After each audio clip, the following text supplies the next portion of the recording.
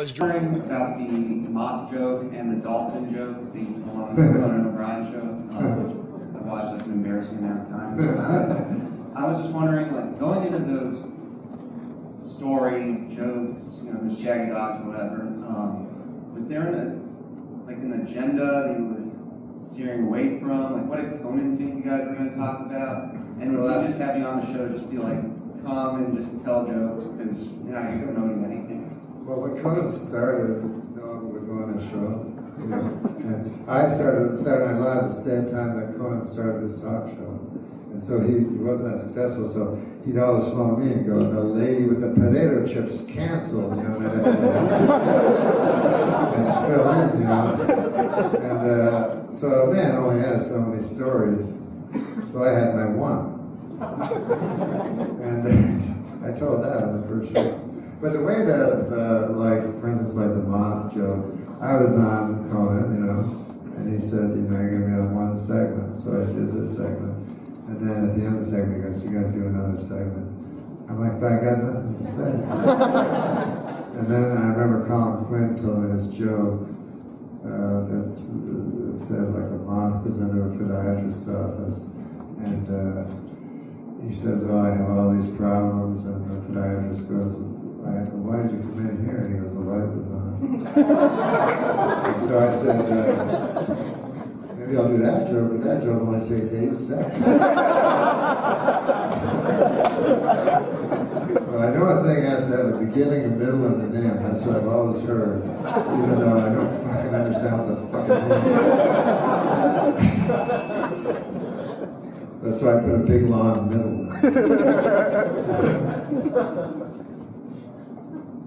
But yeah, with Conan, you know, I just...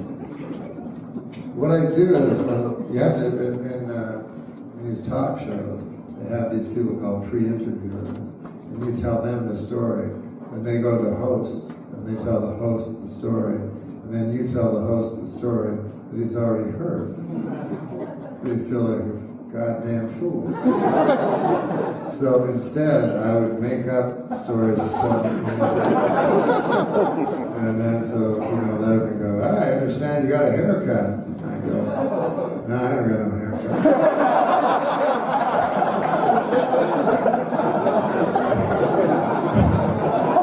So after a while, they just let me do it. And they were all very kind men, you know, very, very funny men.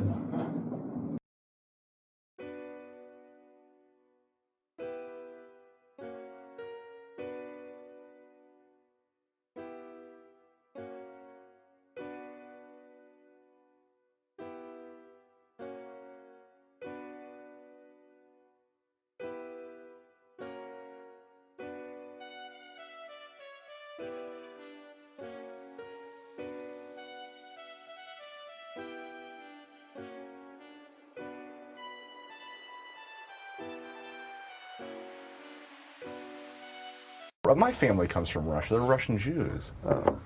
Russian and Jews is more like it. One of the biggest anti-Semites I've ever met. Russian away from I had a Jews. bar mitzvah. What? I had a bar mitzvah, Norm. Yeah. You did? Yeah. Wait, are you Jewish? Yes. Get the fuck out of here. No, I'm kidding. I love the Jewish people. Yeah. Yeah. He's a half a Jew and a half a self-hating Jew. That's called anti-Semite. An anti-Semite, yeah. He's a half a proud Jew and half a virulent anti-Semite. So Disagree. He's conflicted. He's a virulent anti-Semite. That's come out on the show.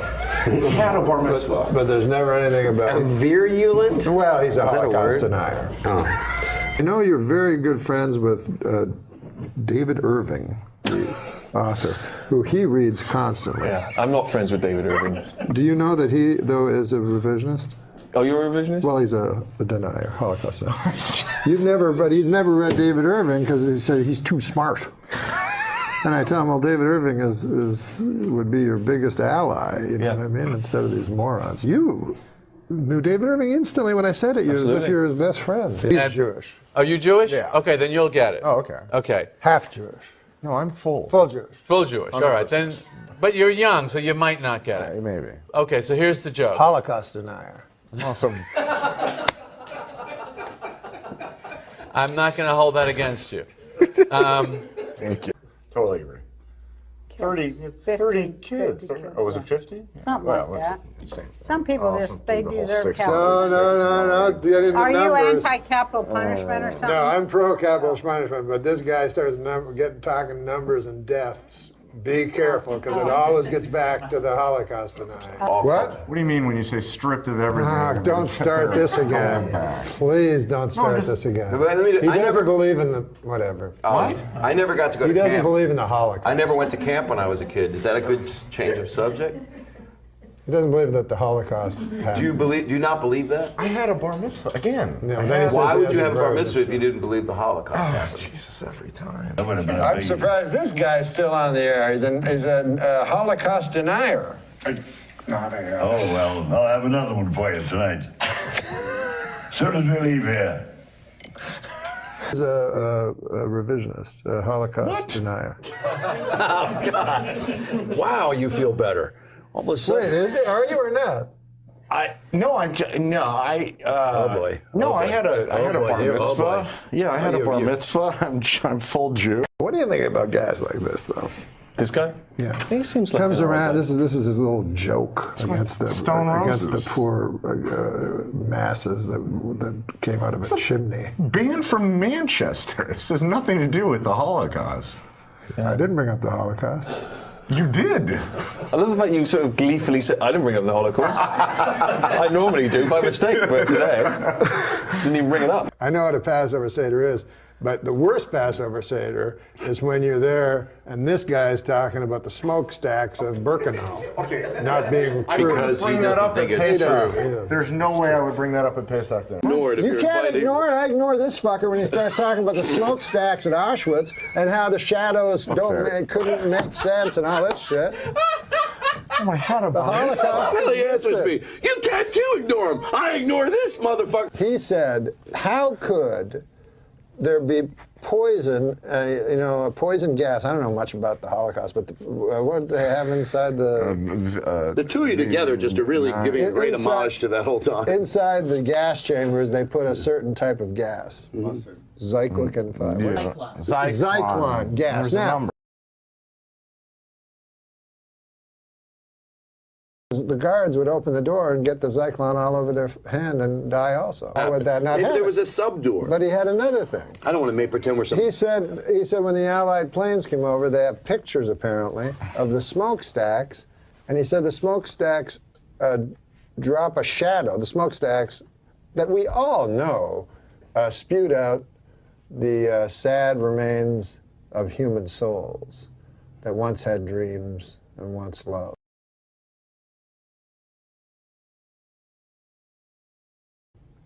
He says it's all a bunch of horse shit. He tells me this big story about how the pictures from the planes on Dachau and stuff don't show enough. The chimney is not long enough. It doesn't cast a long shadow enough to have possibly been big enough to service the killing machine of Hitler. That's what he told me. I've been saying that for years. Oh, Yeah. Oh, okay. Well, you finally found someone to agree with you. I just don't know how 6 million people disappear from the face of the earth. Ask this motherfucker. He's the one that thinks that it didn't happen. Well, Was this is the closest I've seen to him admitting to the Holocaust, where he said, I think people have died. He's like 6 million, 600. What's the difference? I'm like, Well, there's a lot of difference. there's a Adam. huge difference. Listen, everybody's entitled to their opinion. I say 6 million, he says 600. You say probably a number in between there somewhere. I need your love. You free my mind. I need your love. Yeah, you free my mind. It happened. Fire pit, fire pit, fire pit, He goes, fire pit, fire pit. he goes, it happened, but he goes, the numbers are all right, all wrong. And then he goes, the other night he goes, 600 or 6 million, it's still terrible. I'm like, oh. Okay. That's not real. All right. Please Listen, tell me that's I just not want to true. say, I just want to say a few things. I don't have a manager. I don't have an agent. I did Yeah, have I a guess bar you mitzvah. don't. I'm not a Holocaust denier. Maybe you would if you didn't fucking. He thinks he's going to get a Mandarin agent, Jew, with that kind of shit. And a lot of homosexuals died in the fucking camps too, let's not forget. Norm, shut up. Well, I'm serious. What do you think? I have more empathy now? No, I'm saying Oh, you there were should be more- homosexuals. you What should- happened? you should- What happened? I thought there was just Jews. You're telling me there were homosexuals were in with those Jews? We got to do something. There's not enough documentaries. By the way, I saw that film that you recommended me that you called a fantasy, Shoah.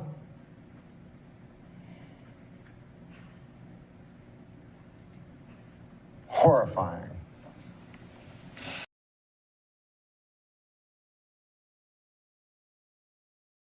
You really don't like Showa? Shame. Shame. Can't win them all. Fantasy indeed.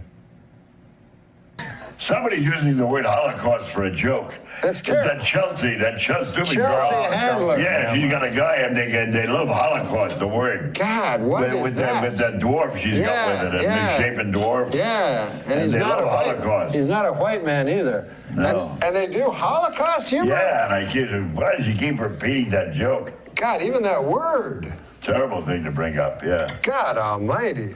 Yeah. I would agree. All right, I apologize to all the viewers. I'm not an apologist. You are an apologist. Where did you start comedy, Norm? What if all my questions were so formulaic? What makes Norm MacDonald tick? We'll find out. We'll be right back after this. What's your favorite curse word? Larry King is interviewing now. You got to watch him because you got to watch. Have you this done Larry movie he King? does. I did him as from his news and views. But on the Larry King now, you can notice he's getting really old, and he's like seen everything. Like he's interviewed everybody, and he's desensitized to everything. So, like there'll be a guy on like go like, anyways, my son went missing and died. And then Larry King goes, they say there's nothing worse than burying a child. Paul Newman told me that. But no, like, emotion at all. With that, they say there's nothing worse. Oh, can you put a little love in that? The first death, always the worst. Just a grisly. Oh, But he's seen it all. Who used to say that he could have? Dana Gould used to say that. Superman. Dana Gould used to say his guest will be like, today on our first half hour we have the President of the United States, and then coming up later, Charo. or like Dana used to say, who is it? The Lamb Chop and Jerry Lewis. There was one guy, I don't know who it was, but he had Larry King, and he had Superman as the guest. It was like, Superman, one word, kryptonite. How long ago was this? I don't remember who did that. He is the greatest to watch, though, isn't he? I like watching him, actually. Is that wrong? I still you know think what? he's pretty good. I actually did something for CNN.com, and it was in the studio where he does his show, and I couldn't believe how, like, chintzy his studio seemed. It was just a desk and nothing. It's nothing. It's a desk and then the. Yeah, it's so bizarre. I'm like, wow, it's almost like he's doing a radio show, you know? Like, this is much nicer than his studio, for sure. That's what Rickles always goes. He goes, you see him now, he goes, he's interviewing Netanyahu, and then later he's with Bill and Bill from Wyoming. Sid from that neighborhood, Nate and Now. You know why I like Larry King? Because he gets Don Rickles, and that says somewhere deep down he gets it. Oh, definitely. And I always think, doesn't it seem like when he has Bill Maher on and when he has Jon Stewart on, that he likes them and agrees with most of their views? Yeah. Doesn't it seem like that? Yeah, definitely. Jimmy? I don't know. I don't really watch a lot of the Larry King, but me neither. He seems like a nice guy. I don't know. He was one of those guys when he was on radio. He was like Tom Snyder. I listened to him on radio. Yeah. I liked him on radio. And on those old broadcasters on radio, it's like they knew everything. Yeah, and then he would rant a lot more on the radio. Like, he was more interesting, and then now it's just he's more of just a bad interviewer. Right. Like, one time I saw him interviewing Friends. Like, I guess his thing is that he doesn't prepare, so he's like he's asking questions like the common man would think. Right. So, but it really hinders him because then he doesn't do any homework. Like he had the cast from Friends on, which is a show he obviously had never watched, and he's like, "You, what's it like working with all these people?" That's hilarious. You. I'm like, you can't. You. It's Courtney Cox. So do you think when Jerry Seinfeld got a little upset or hurt or whatever it was, there was some legitimacy to that? Do you remember that? No, tell me what happened. Do you know? I mean, I know, but my version might be blurry. So if you have a better, well, he said something about now that your show got canceled, or something like it got canceled. Am I wrong? No, you're. I don't want to give the bad version of it, but Jerry was like, Larry, my show was on for 10 years. You do know that, don't you? Oh yeah. We weren't canceled. We went out #1. And he said Larry that King's like, well, it's off. Yeah, something like that. But Larry King probably just forgot. Lasted how long? 9 years, 180 episodes. You gave it up, right? I did. They didn't cancel you. You canceled them. You're not aware of this? No, I'm asking you. You think I got canceled? Are you under the impression that I got canceled? Have I hurt you, Jerry? I thought that was pretty well documented. Is this still CNN? Don't most shows go down a little? Most people do also. But, yeah, no, I went off the air. I was the #1 show on television, Larry. Do you know who I am? Jewish guy, Brooklyn. Yes. Okay. 75 million viewers last episode. Boy, you don't take it so bad. Well, that's the big difference between being canceled and being #1. Okay, I'm sorry. We'll be right back. Jeez. B-movie opens. B-movie opens. Can we get a resume in here for me? B-movie opens Larry can tomorrow. go over? We'll be right back. He called Ringo George. Yeah, he Had the did. Beatles in. You know what? Don't we all do that though? I mean, haven't we all leave the guy alone? He's 90. Go ahead. I'm But leaving it's the him fucking alone. Beatles. I'm leaving him alone.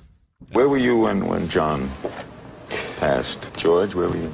George? No, this is Ringo. Ringo, where were you? I was in the Bahamas. I was getting to it when George. I was. No, you weren't, Larry. You've got Shut up! his name It's my wrong. turn. I know, but you've got your name wrong, I Ringo, on know. national Give him a television. break. We can't Anyway, play it. It's I live. was in the Bahamas.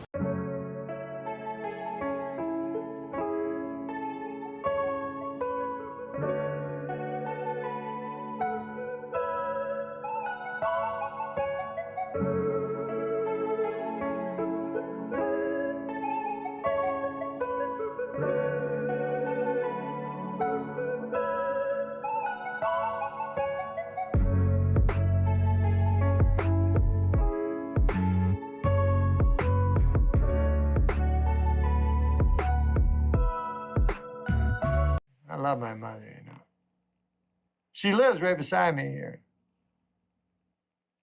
She's great.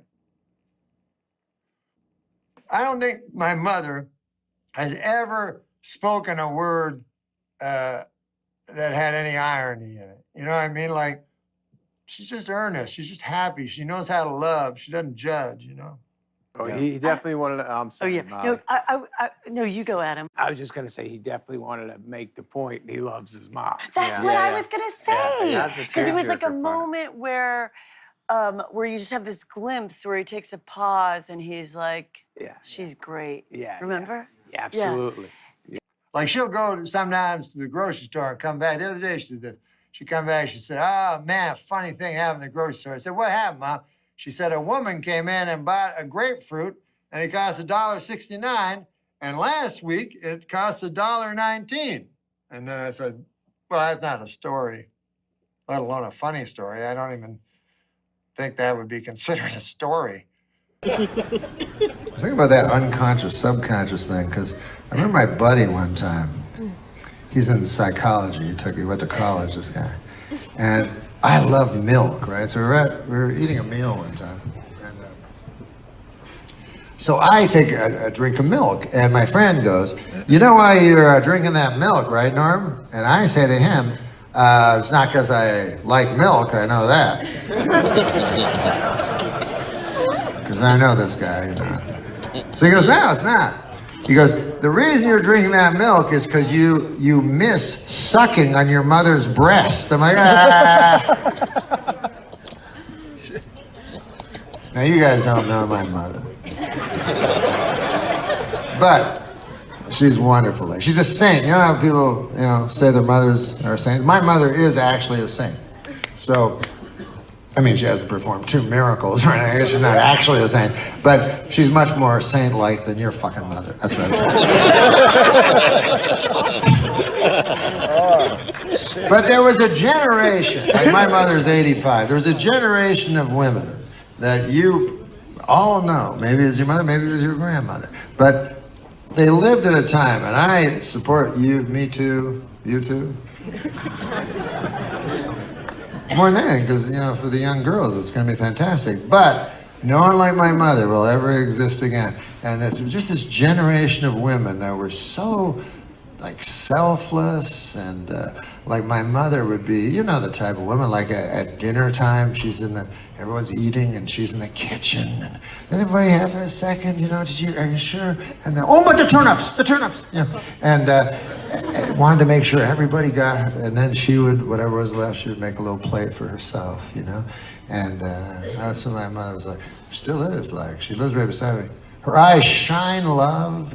I've never heard her say a phrase that had any irony flecked in, She just, and so happy, Like she'll come back to the grocery store, she'll go, Norm, the funniest thing happened in the store. I say, what happened, Mom?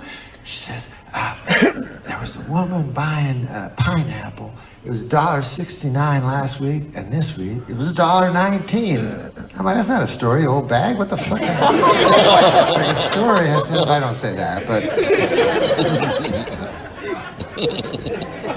I would trade places with my mother in a second, because all she knows is love. How to love people. That's hard, man. That's hard.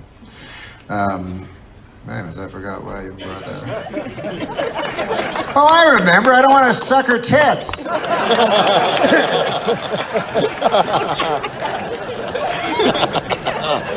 So maybe I'm shallow. I want to suck my mother's tits, all right?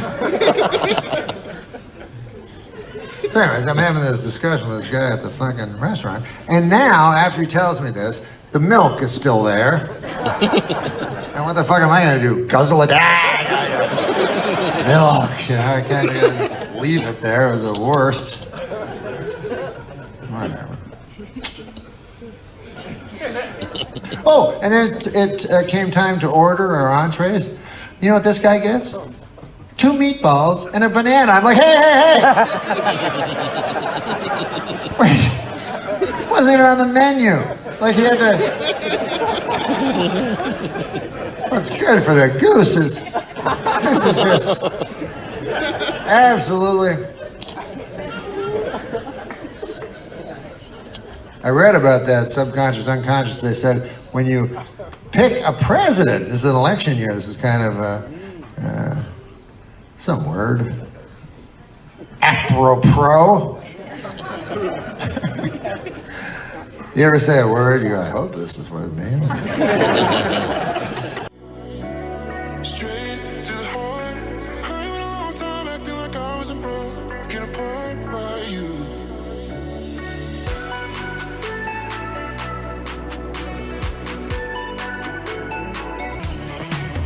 I'm here with my son Norman, and we're going to tell you some jokes about President's Day.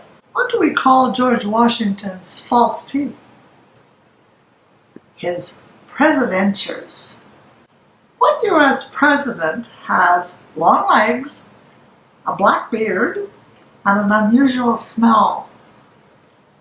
Abraham Stinker. Today I went to the board to be examined. The opinions were divided. They debated and debated, and finally decided that I am not mad. But that is only because I used every ounce of my strength not to speak out. I did not speak out because I am afraid of the madhouse. I am afraid that they will not let me do my mad deed.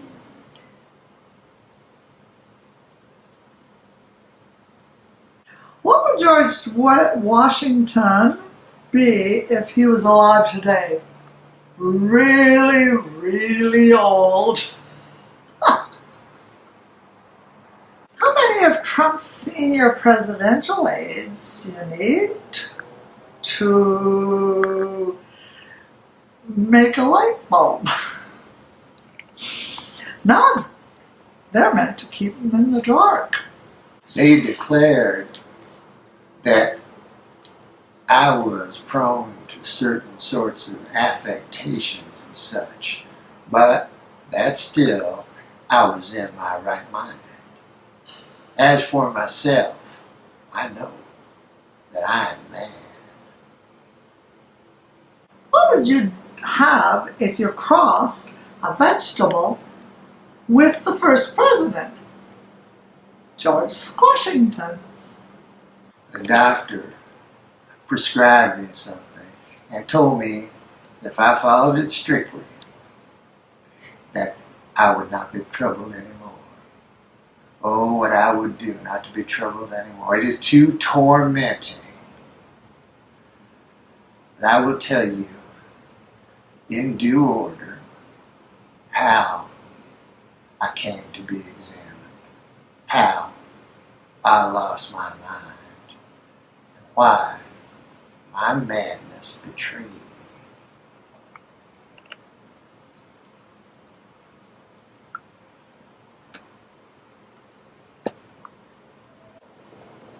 Happy President's Day.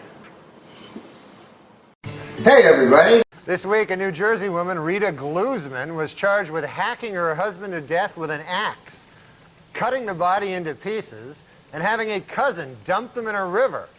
According to police, Glusman learned how to do this by watching the program Martha Stewart Living.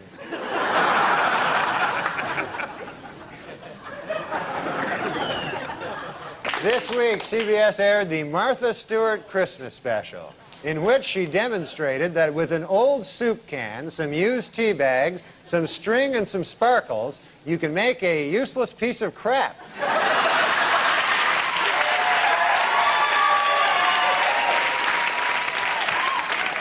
Martha Stewart is here, and she wanted me to tell you, don't let the busboys clear your table off tonight, because a little later Martha will come up here, and she's going to show us how to take those old discarded fish bones and make a beautiful birdhouse. So...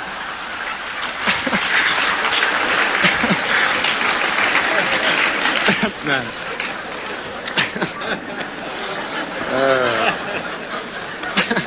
Have a joke? Tell them a joke. Because it's a 50-50 chance it's not going to go well. No, it's a 50-50 chance that they're It's not going to alive. look like a penis. Yeah. It's going to look like a Star Wars thing. Yeah. I guess you're right. Read a joke. All We right, haven't read one joke. before we begin, I have a quick public service announcement. Would somebody, anybody, please f Martha Stewart? Oh, I got that one. What? I don't understand that. What? That's weird, right? Too soon. It's meta.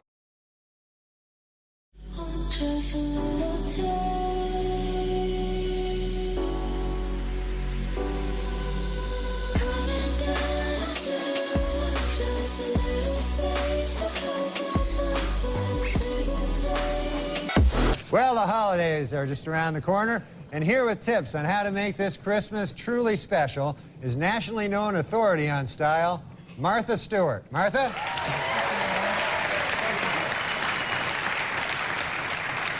Thank you. I think for each of us, childhood memories of Christmas are something unique and personal. My own memories center around the big Victorian home where I grew up. Early each Christmas morning, the other children and I would awake to the unmistakable smells of baked cinnamon apples, mulled cider, and mince pudding wafting from the kitchen. In an instant, we children would come bounding down the great staircase, our arms and legs all akimbo. Akimbo? Yes, akimbo. And our childish eyes as big as saucers, eager to spy what good things Kris Kringle had brought. Hold on a second there, Martha. Kris Kringle? Yes, Norm, you know, Père Noël, Father Christmas, good Saint Nick. You mean Santa Claus? Oh, you called him Santa Claus. Anyway, it being Christmas, Mater and Pater had dismissed the staff. Wait a minute. Mater and Pater? Yes, That's our parents. That's what we called them. Where did you grow up? Norm, that doesn't matter. You see, Christmas is the same throughout the world. Nah, I'm just curious. Where? New Jersey. Anyway, there we children stood staring in awe at what we were sure was the largest Christmas tree ever, festooned with candy canes, lemon sticks, and rosebuds on a string. And there, hanging in the mantel of the enormous fireplace, were all the children's stockings, filled to overflowing with walnuts, pecans, candied plums, dried figs, and spiced oranges. Now, we're in New Jersey. Nutley, New Jersey. Oh, yeah, I know Nutley. Yeah, that's off Exit 7, Route 3, off the Jersey Turnpike. Yes. And then it always seemed just as we were about to open our gifts, the neighbors would come by wassailing. Here we come a-wassailing, they'd shout. Good wassail to you, we'd reply. Wassailing? Never mind, go on. No, Norm, I think I'd better stop right here. You seem to think I'm making this up. All right, suit yourself. But hey, if you run into any of my friends from Jersey wassailing, you give them my best, huh? I'll do that, Norm. All right, Martha Stewart there, everybody. How is life? I know besides thinking of these news story things and stuff like that, you know, you having a good time? You able to relax over the summer, have a good time? Am I able to have a good time? My cat just had a heart attack. Are you serious? Yeah, he had a heart. You ever hear such a crazy thing? No, I didn't know they got things like that. Yeah, they get heart attacks. So I got it off Steve Corrin, this writer up at Sure, Saturday Night I know Live. him, yeah. Yeah, so he gives me his cat. Mm-hmm. Turns out it's some kind of a defective cat, you know? So he's a nice cat and everything. I'm getting along with him. I come back to my apartment last week. The cat's like foaming at the mouth. He's shaking like this. He's foam coming out. So I didn't want to get near it. I thought maybe he'd, you know, who knows? He was delirious. Maybe he'd think I'm a mouse. So I say, I didn't want to get near him. So I phoned 911. You know, I panicked. I phoned 911. Right. Which it turns out it's just for people. I didn't know that. Didn't know either. They got mad, man. They said they would have me arrested if I phoned back. Oh, okay. But anyways, you know, I love this cat. It's a good cat. So I took him down. I got him in a cab, and I took him down to the hospital, the animal hospital. Uh-huh.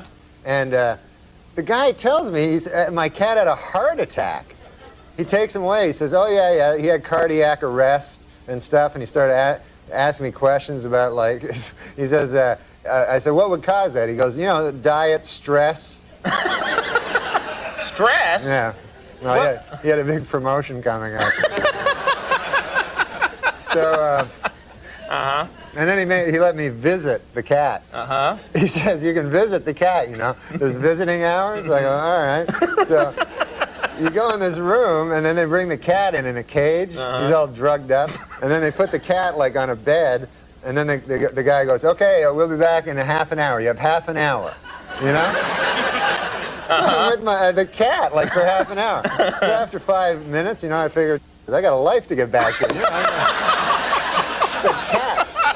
So we go out, and so afterwards he told me he had a lot of, he said, okay, he could have an operation, which was like $4,000, which, you know, I could buy like 100 cats for that, you know?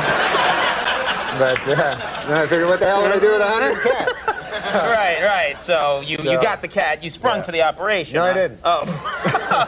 No, there was another thing where he's on medication, you know, and I have him on medication. I have this medication, and he said there was some good news and bad news. He said the bad news was the cat only has like a 20% chance of survival, but he says the good news is it's just a cat.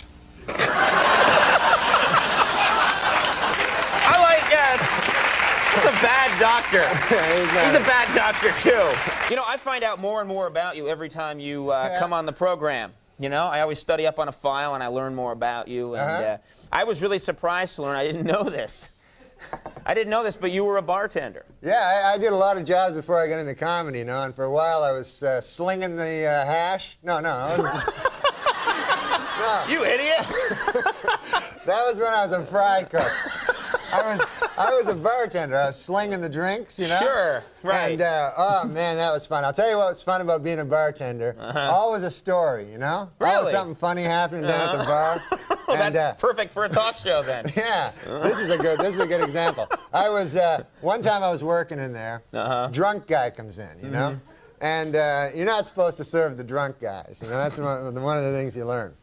So, okay. And also you learn how to make the drinks. Yeah. But so the drunk guy comes in, you know, real drunk, you know, 3 sheets to the wind, you know. So this character sits down, you know, and I says to him, I says, what do you want? I can't serve you, you know. He goes, I don't want a drink, he says, you know. He says, I want to shoot a dart at your dartboard, you know. So I go to the guy, I say, you can't shoot a dart at my dartboard. He goes, you're not in this, you're drunk, you know. I said, I'm not going to let you, that'd be dangerous. That's a sharp thing, a dart, you know.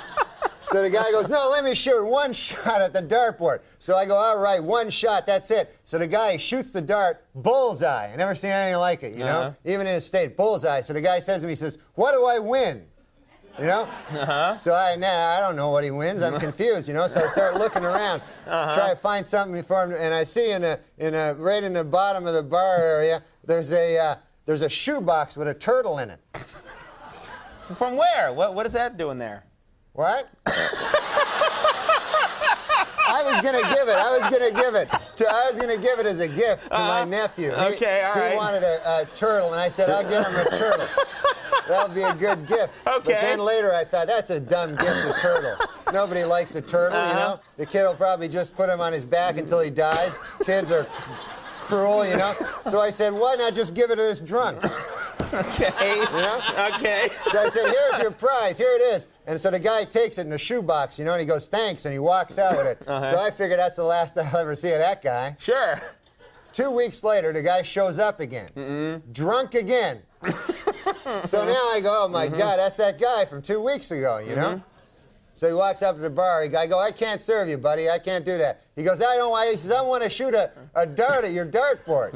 I go, no, man, I let you do that before. He goes, but I got a bullseye. I say, yeah, but you can't do that again. You're not as luck. He goes, let me try. So he takes it, shoots it, bullseye again. Oh, man. So he goes, what do I win? You know? So I'm confused. I don't know, you know? I look around. I go, I don't know. I go, what did you win last time? He goes, last time I won a roast beef on a hard roll.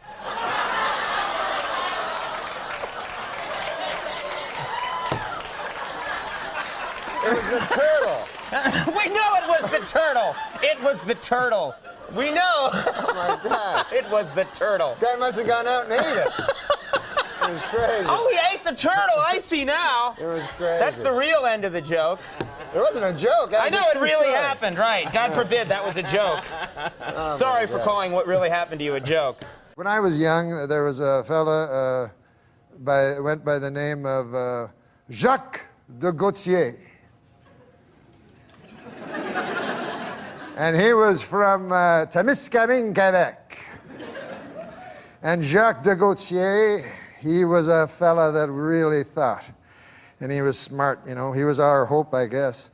And he was, while I was scrabbling to get out of high school, Jacques Zagatineau had already... I think you just changed his last name.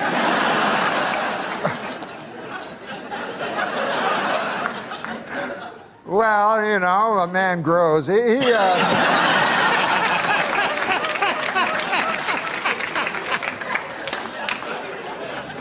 But this is the point. Yeah. Jacques de Gatineau, he went to McGill University and he got 3 degrees, by golly. And he went over across the pond to the fellers with Cambridge and he even stood up to them. And we thought, boy, he's going to be the next. We had Jean Marchand, Gérald Tertier, Pierre Trudeau, the 3 wise men of Quebec. By God, Jacques de Gatineau was going to be the next. Give me the next gun. Yeah, but he vanished. And I met him, I started to do stand-up and travel from here to there and to here again. And one time I was in Niagara Falls, and gosh, I went over to the Sea World there. You know how they have the Sea World? You know, with the different fish. You know. I didn't know that, but okay, yes. Beluga. The Sea World, I've been there many a time. Okay, so I was checking out the beluga whales and stuff, and I look over, and who do you think I see? I hope it's that guy. No, it was just an attendant, but... But he showed me to the place I wanted to see, which is where they feed the little baby dolphins, because I love dolphins, you know. And who do I see there but Jacques de Gatineau? And here he is, he's feeding the baby dolphins. And I go up to him and I go, Jacques de Gatineau, I feel shame for you. You were our hope. You were to go to Canada, Canada's nation's capital of Ottawa. And you were to be a great man, Jacques de Gatineau. And we were all, you know, we pinned all of Témiscamingue, Quebec, pinned our hopes on you. Now that's a hell of a burden for a man to have a town's hope pinned on them, isn't it, Conan? It is a lot, big burden. So he was feeding these baby dolphins, you know, and I said, I'm ashamed of you, Jacques de Gatineau. You could have done so many great things. And he said, well, I think I'm serving a youthful porpoise. Now, I believe that...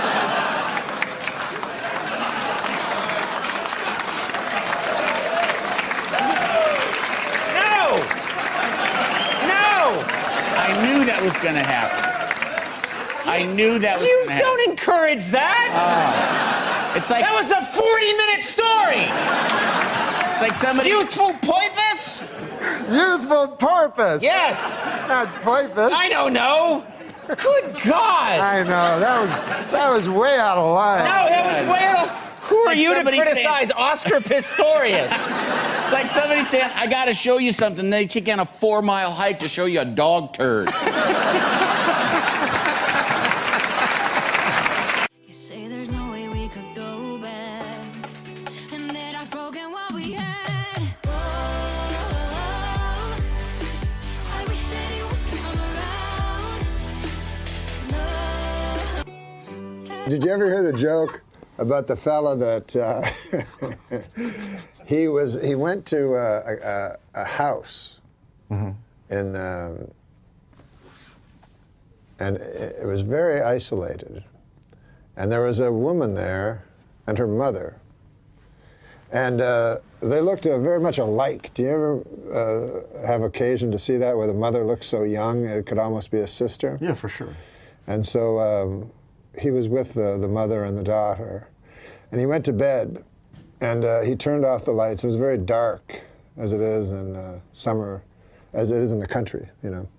And someone entered, opened the door at night, and he was a little frightened. Who is it? And he heard the voice of, you know, this woman. He wasn't sure if it was the mother or the daughter. And she came over and she said, "It's so lonely here, you know. There's been no men." And she caressed his arm, and one thing became the inevitable. They had sex? Yeah, so we don't have to be coarse about it, but yes. And the next day, as the lady's leaving, it's 4 a.m., and she's like, the light's about to come on. I must leave. And the fellow says, but who are you? I must know. I must know which you are. No, you can't know. And she leaves. And so the next day, the man wakes up, and they're having breakfast. And he looks, you see, from the mother to the daughter, trying to find a signal from them, but gets nothing, you know. And so that night, the same thing occurs. And again, he says, I must know. Who are you? You can't know. I'm going to Melbourne tomorrow. I must know. You can't know. So she goes next day. He talks to them again. And he says, he's still getting nothing from them, you see? So the next night, the same thing happens. And he says, I must know this after she vanishes into the house. He says to her, I'm going to Melbourne tomorrow. Will you go with me? Your caresses are so wonderful. And your lovemaking is non-perial. And he feels the tears run down his chest from the girl. She goes, I can't go. I cannot go. So he still doesn't know if it's the mother or the daughter. And as he's leaving, he shakes the hands of both the mother and the daughter, and he shakes them firmly to try to get some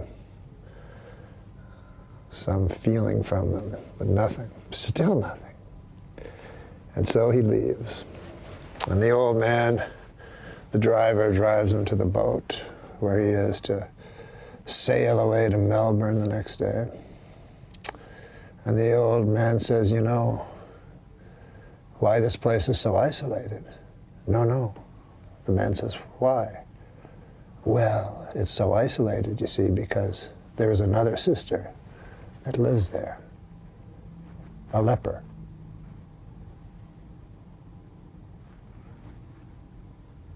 So the leper? Let's not be coarse.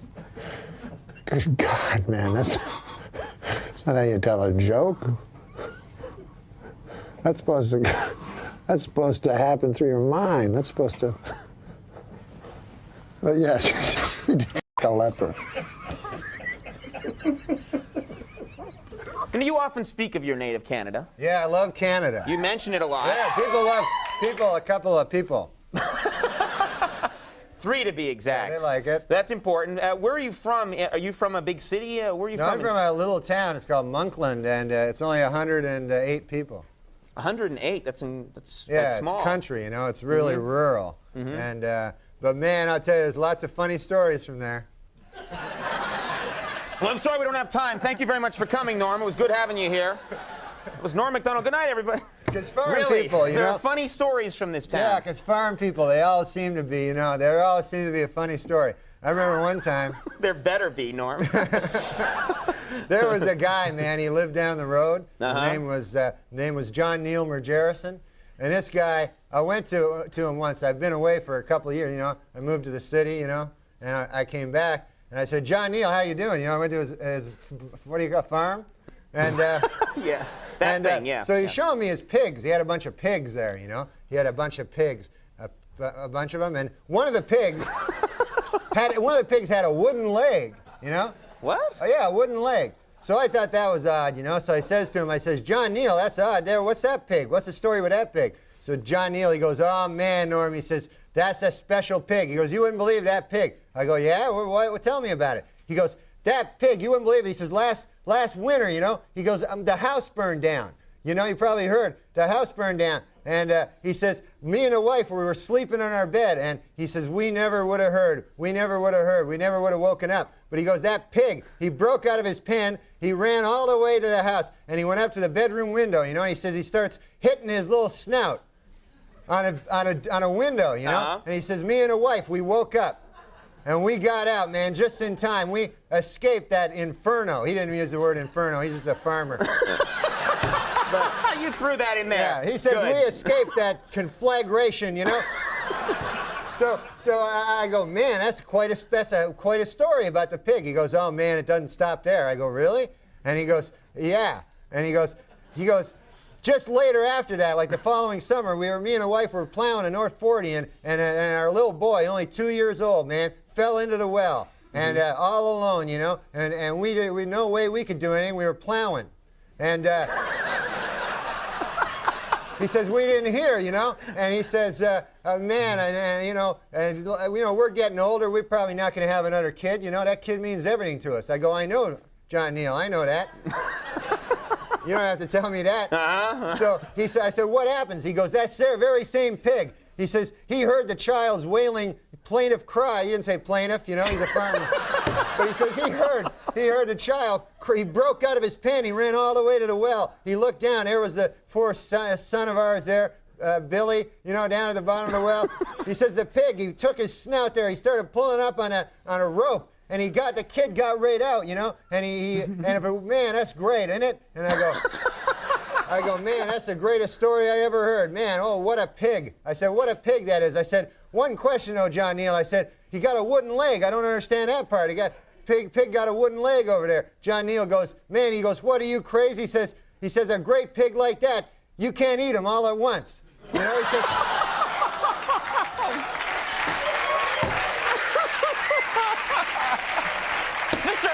Lincoln, everybody. Yeah, that was... All right. I can never forgive you.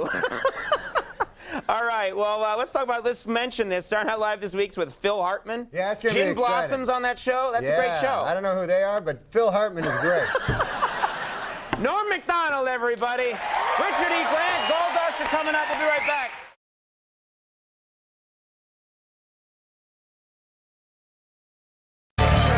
We did it! We did it! Yeah, we did it. Yeah, nice to finally meet you. Hi, Norm. Nice to meet you finally. Come have Come a on seat. in. This is Bobby. You're right. You're in the comfy chair. Yeah, we're going to give you the comfier chair. Which is that? That's that one. There. With the FS1 pillow. You can take that. No, really? Oh, yeah. I can take the pillow? Take it. If you want it. Yours. You think we're keeping any of this? We're going to burn this down. I always thought I should have stolen stuff from SNL. Yeah. You know, I took no pictures. I wrote this book, and they're like, "Hey, you got any pictures?" I go, "I got nothing," because it was before you could take pictures with your With a phone. phone. So you would have to have a camera. Yeah, like an actual camera. camera. Yeah. And then go get it developed at like the CVS. Yes. Yeah, and the guy takes it through a curtain, some Asian guy, and Yeah. you're He like, develops it. when does that come back? It's like, It'll be back in a week. But it was exciting though, Yeah. back then.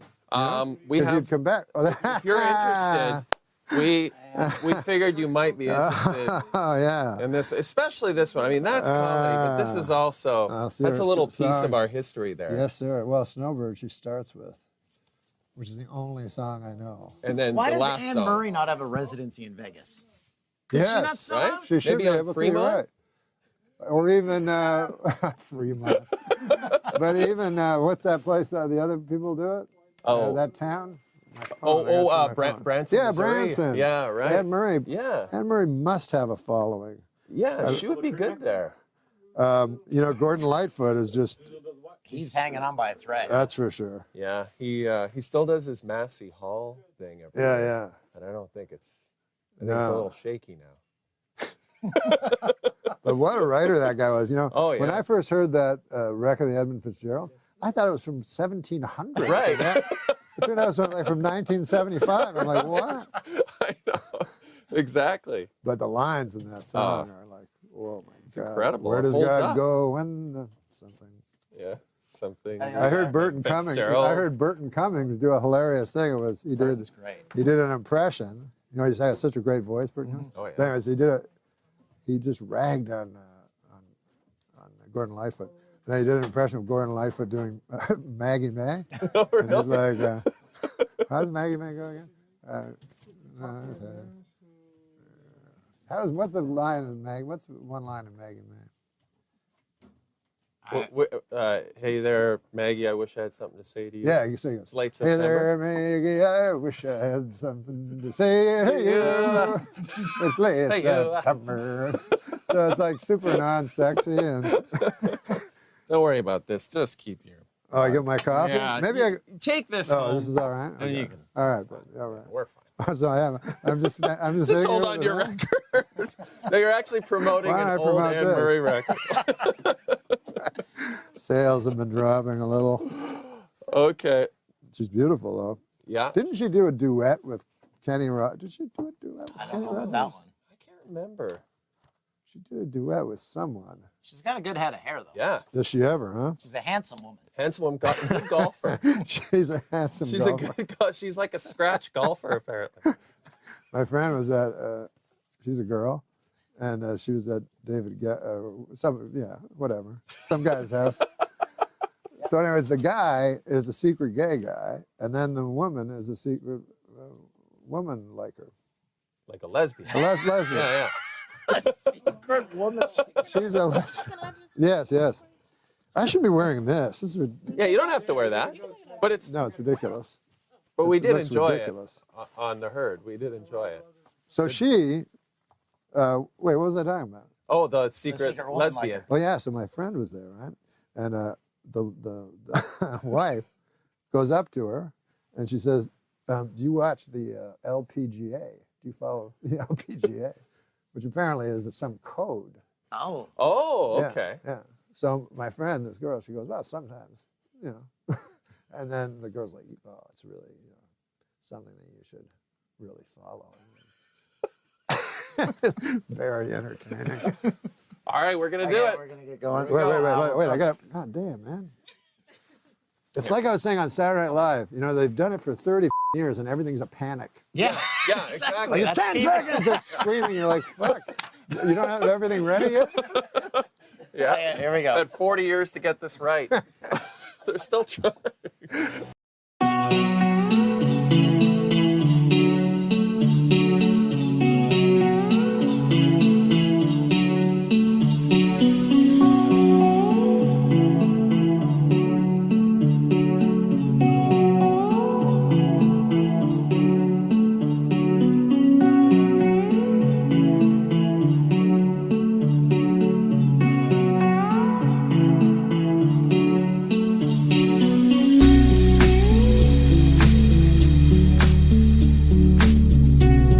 One more thing about your my impression of you that I just recalled. What? I had a chance to meet Johnny Carson because of that impression. Sudden thought, when did sugar diabetes become plain old diabetes? How so? Because Johnny Carson phoned me and he said he loves Larry King and every day he reads the News and Views, which was the impression I did was your News and Views in USA Today. So I had a chance to meet Johnny Carson, which I didn't take. Why? He would tell me stories, you know, he could tell me stories about everybody, you know, that existed ever in life in show business, and then I'd have to go, did you ever meet Chris Kattan? You know, I wouldn't have anything to give back. But he wanted to meet Norm. You missed the. I should have done it. You're weird, Norm. I met guys though. I did an impression of you on Saturday Night Live. You know, your King's Things, bulletin points, and so I did a parody of that on SNL, and I only had to slightly magnify it. This is News and Views. Here's my 2 cents, gang. If you only see one film the rest of your life, it should be Mickey Blue Eyes. I get a call from Johnny Carson, and he wants to meet with me at his office. So I go to his office, it's just me and him. And he pulls out a whole bunch of USA Today's clips, you know, of your column. And he starts reading them. He goes, here, you take some, I'll take some, we'll read them. Just in the office? Yeah, just me and him in the office, both of us doing Larry King impressions. Look at this man compared to Johnny Carson at the time. You know, look at Johnny Carson. Get a picture of him 7 years before he retired. Long white hair, white beard. He didn't have a white beard. Johnny always looked fantastic. But would you like to hear my impression of Johnny Carson phoning 911 when he had his fatal heart attack? I would. Okay. Okay, you be the 911 operator. Okay. What, I Ding, just say ding. hello? Hello, 911. Yeah, hello? Can I help you, sir? Yes, this is Johnny Carson. Johnny Carson from television? Yeah, yes, that's right. Oh, hello, Mr. Carson. Okay. What can I help you with? I don't know. I feel like there's a yak on my chest. You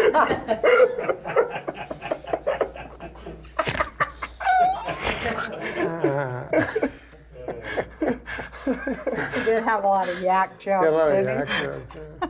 Well, have I ever done my Johnny Carson impression for you? No, you haven't. And I'm sure this young audience would love to see it.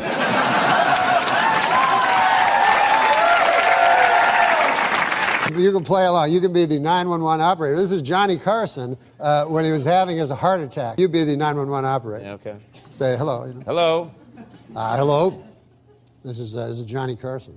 Oh, Mr. Carson, how can I help you? I feel like there's a yak on my chest. Do you want to hear my impression of the That's going to be you if you don't lose weight. Do you want to hear my impression of the 911 call from Johnny Carson? 911 call. Yeah, I'm sorry. Yeah. But 9/11 was a national tragedy.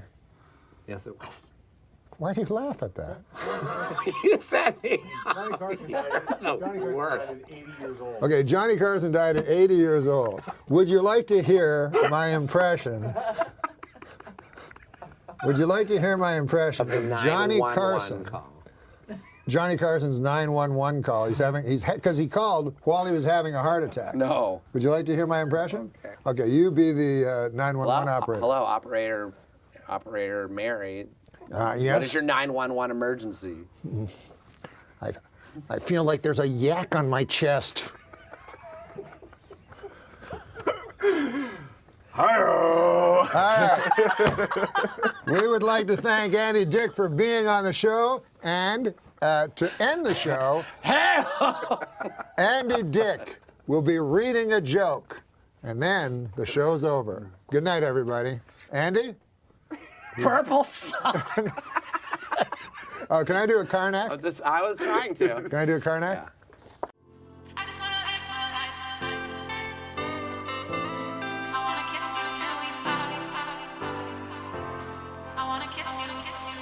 You told me that we should go our separate ways, but now your life without. That's what I was trying. Now, do you know how to be Ed McMahon during this? Well, you have to read Okay. Mount Baldy. Mount Baldy. And you read. No, then you have to say Mount Baldy. Mount Baldy. Mount Baldy. Yeah, Mount Baldy. What did Yul Brenner's wife do on their wedding night? What's the hardest drug that Norm MacDonald's done? I guess love.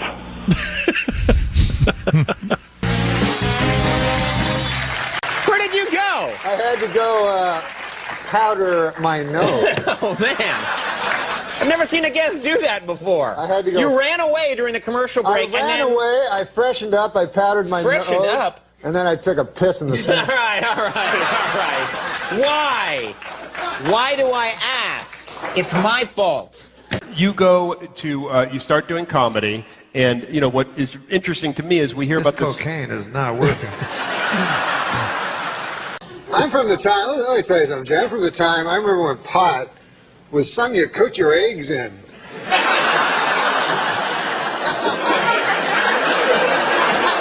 Yes. I remember when hash was something you were made out of corned beef. Yeah. Exactly. I remember when acid was something you threw in a guy's face when he made a pass of your wife. Exactly. Where are those days? Yeah. I remember. Yeah, exactly.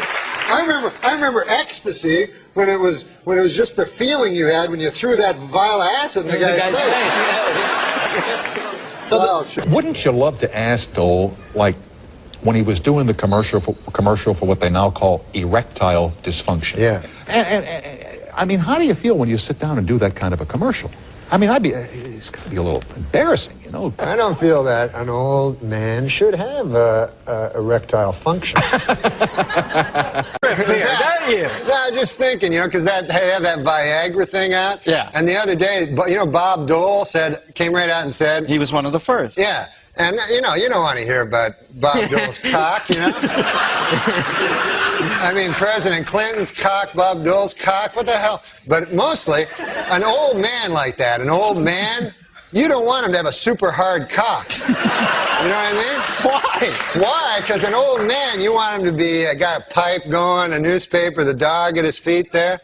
Well, that, in some corners, is considered pipe. Oh. But now they're going to have to create some goddamn pill that makes women aroused at the sight of a fucking 70-year-old dude with a super hard cock. You know what I'm saying? It's crazy. This Viagra. It's insane. And you know what it's for? Impotent people. All right, It's for impotent guys. So get this. I read this. The pill can make your cock hard for 4 hours. Right. So now, who has the 4-hour hard cock? The impotent guy. The rest of us are fucked. Me and you got our regular cocks. Meanwhile, fucking Spade is,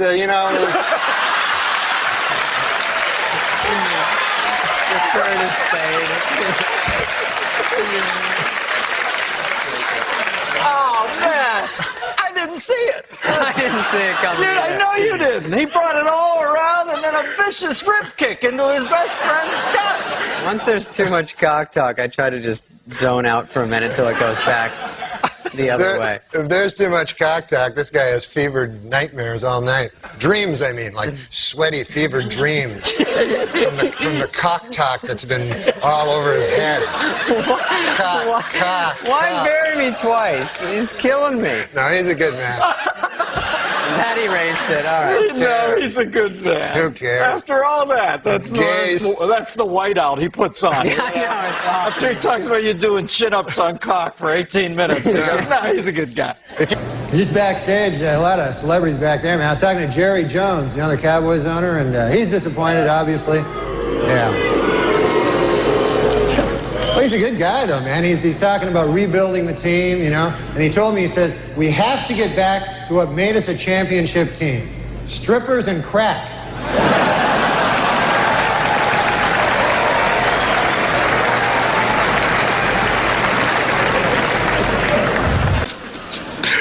And of course, it was very inspiring to see President Clinton up here on crutches making a speech. I mean, I thought that was just amazing, you know. I mean, it's been difficult for the president. You know, he can't jog now, and he needs help getting around, and he still occasionally suffers great pain, you know. On the upside, you got your medical marijuana, so that's, you know.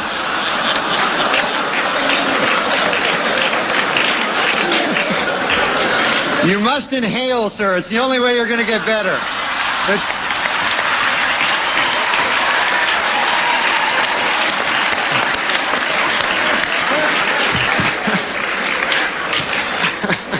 The show has loosened up considerably. I noticed I was watching Oprah and Dave talking about weed and booze.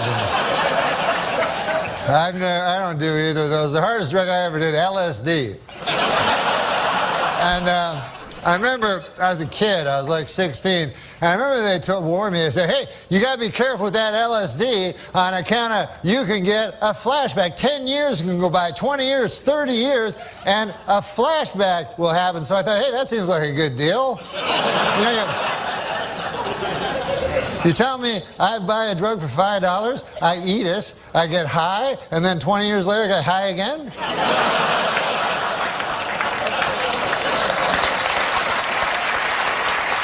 That's not the point. I like to stretch my drug dollar. The point is this. 10 years have passed, 20 years have passed, 30 years have passed, and no flashbacks. What a gyp that turned out to be. Just more horse by the big acid companies, that's all it is.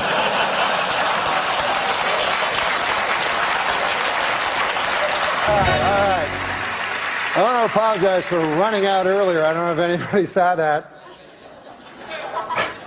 But, you know, these things happen in live TV, and it reminds me actually of a maxim that Christopher Plummer told me many years ago. He said, before a live awards ceremony, do not eat a fistful of LSD.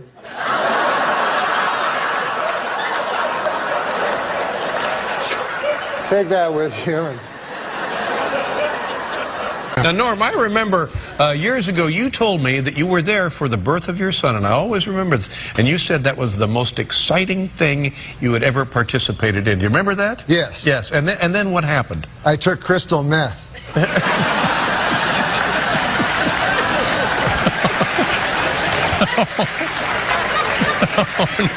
No, you didn't. I didn't know what you were getting at. That's right. No, and then you said a couple of weeks later you went skydiving. Oh, was that it? Yeah, that was what it was. Yeah. Or hang gliding. Yeah, hang gliding. And how was that compared to the birth? It was. This was a joke I did at one point? I have to do your act for you now? Is that what it's come to? And you said that was much more exciting than the birth. Oh, I'm sorry. That's whoops. Just a little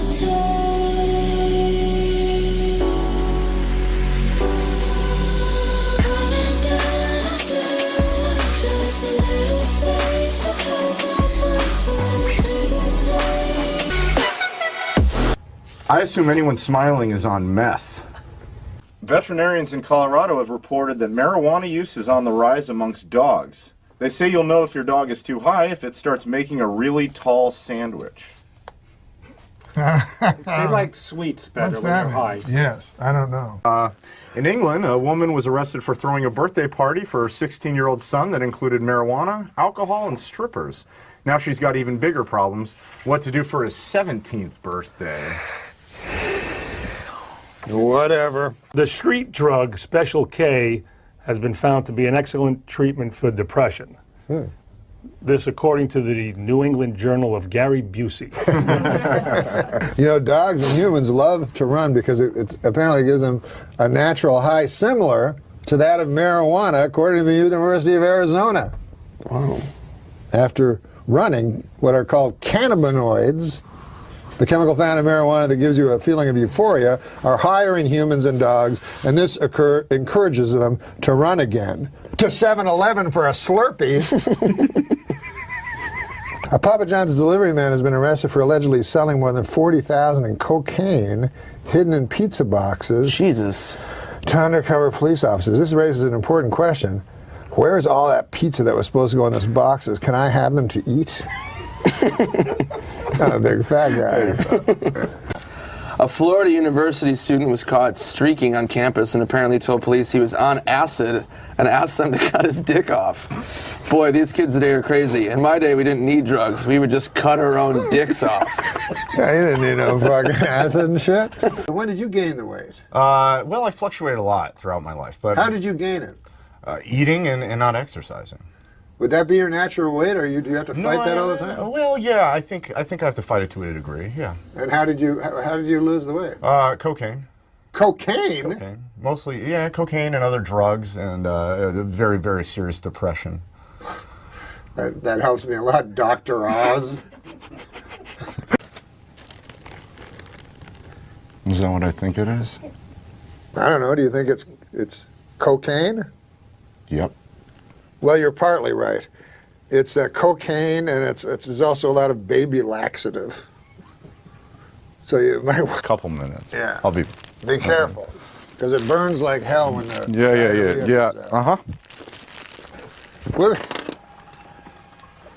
I think I heard Matthew Perry once in an interview. I think he basically said he invented sarcasm. I think he said that. Norm was on Saturday Night Live. Norm tells the best fucking stories about some of those celebrities that went through there. And Matthew Perry had an assistant and said, you know, he said to Norm, Matt wants to do a sketch that he wants you to be in where he talks like he does on Friends. He calls it Matt Speak. And Norm said, what are you talking about? He goes, well, you know, he invented a way of talking, the way he talks on Friends, Matt Speak. And he showed him a clip, and Norm said, are you talking about sarcasm? Matthew Perry called sarcasm. He renamed it Matt Speak. Hilarious. And Norm goes, you're talking about sarcasm? What about the black odd couple, Gil? They should have just said to him, oh, that was really good. I think one of the younger writers said, I think Matthew Perry's a genius. I think that's what it was. And Norm said, is he good at math or something?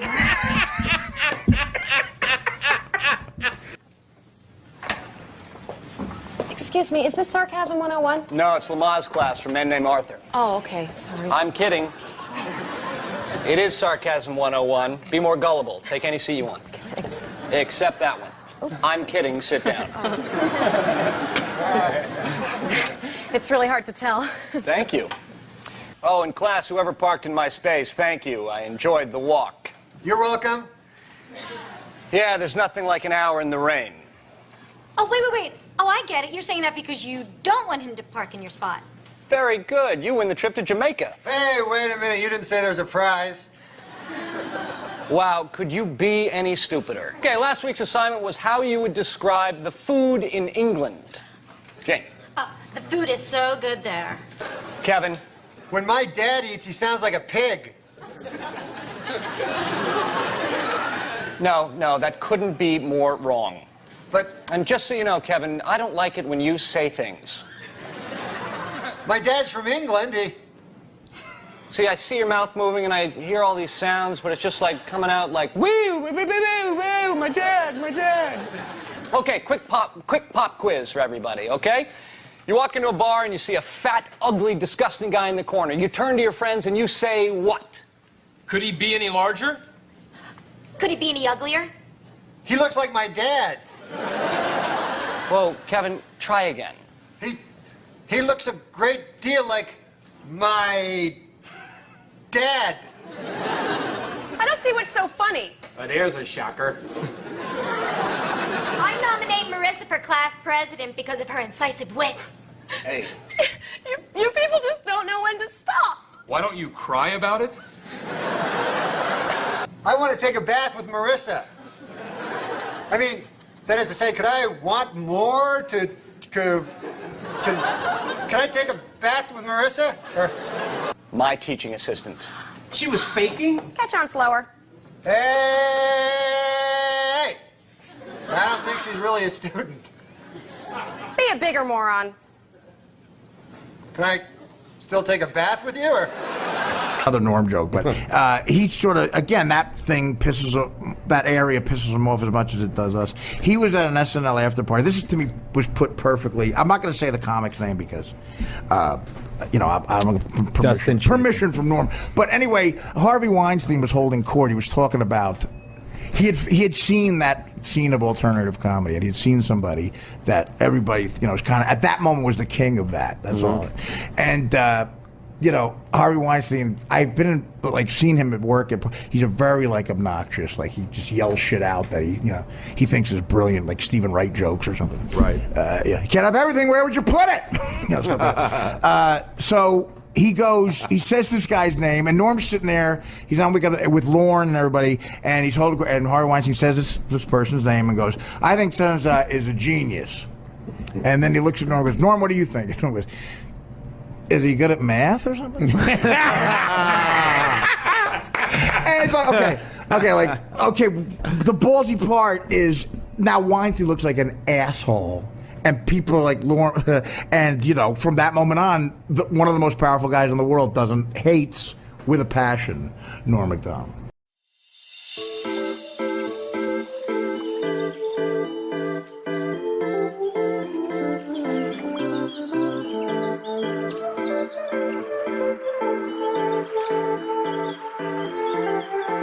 Really have problems with handsome people, like Friends, you know, would bother me so much. I watched Friends and then I said, fuck, these are the funniest, super handsome people ever. I'll give that to them, you know what I mean? Who are you guys? It's probably harder if you're so fucking handsome.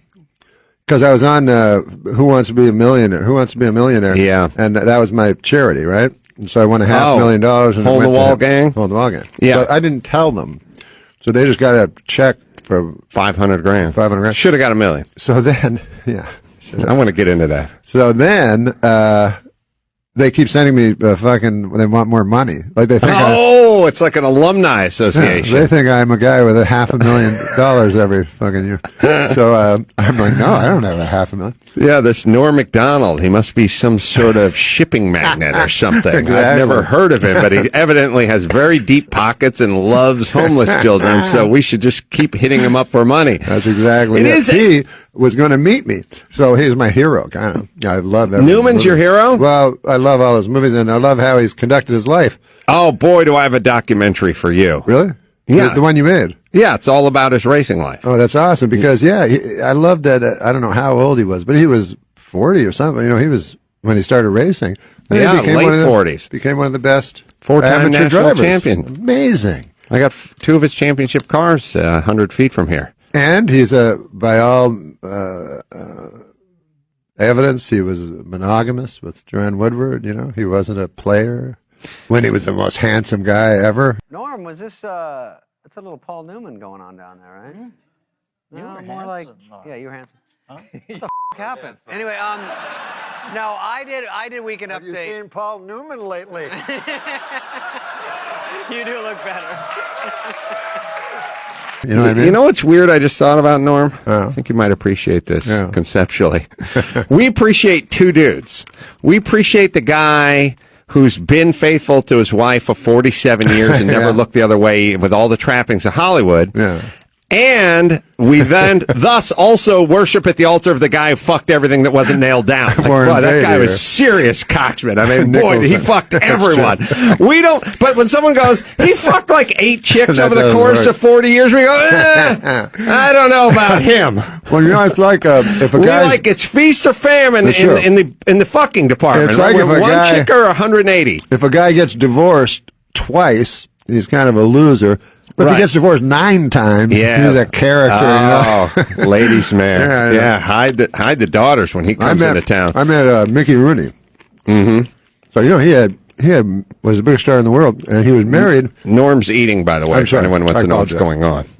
So he was married to, I don't know, but it was like Ava Gardner, like 7 beautiful women, the biggest women, most beautiful women in Hollywood. So in his head, he still thought he could get these women, you know. It works on chicks. It doesn't work on dudes. Oh, what I'm saying you mean is like B. Arthur or something. Yeah, like if I found out that Lorenzo Lamas Jr. was banging B. Arthur 10 years ago, I wouldn't go, well, fuck, give me a piece of that shit. I'd go, he's got a mental condition. But women, when they find out that Sophia Loren is sucking off this fat producer, then they go, oh, must be good enough for me. You see how it works? Did Sophia Loren suck off a fat producer? Oh, yeah. Is that true? How do you think we know her name? My Lord God. I don't know for sure. But you're allowed on this show to just slander we can say everybody. what we want. Well, no, I'm not. Look, she's a dear friend. Sophie's a dear friend. God. No, I don't know her background. All I can say for sure is this, that it works this way with women. If there's one dude who beds a Kardashian and a Paris Hilton, he'll then get to, and a Lindsay Lohan, he'll get to mow through other Hollywood hot chicks. Like David Spade is that guy. Yeah, David Spade is that guy. And I would say he's more, because Warren Beatty was always the gold standard, but Spade doesn't have the looks of Warren Beatty. He's the aw shucks rapist. Rapist? Well, I don't know why you brought up rapist.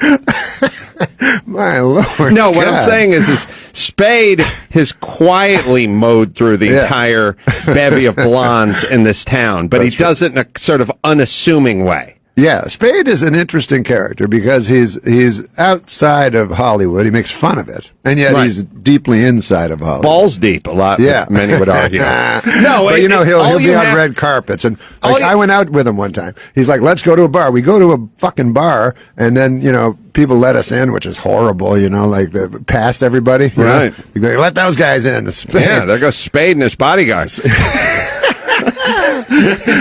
His haggard bodyguard. He's haggard as that.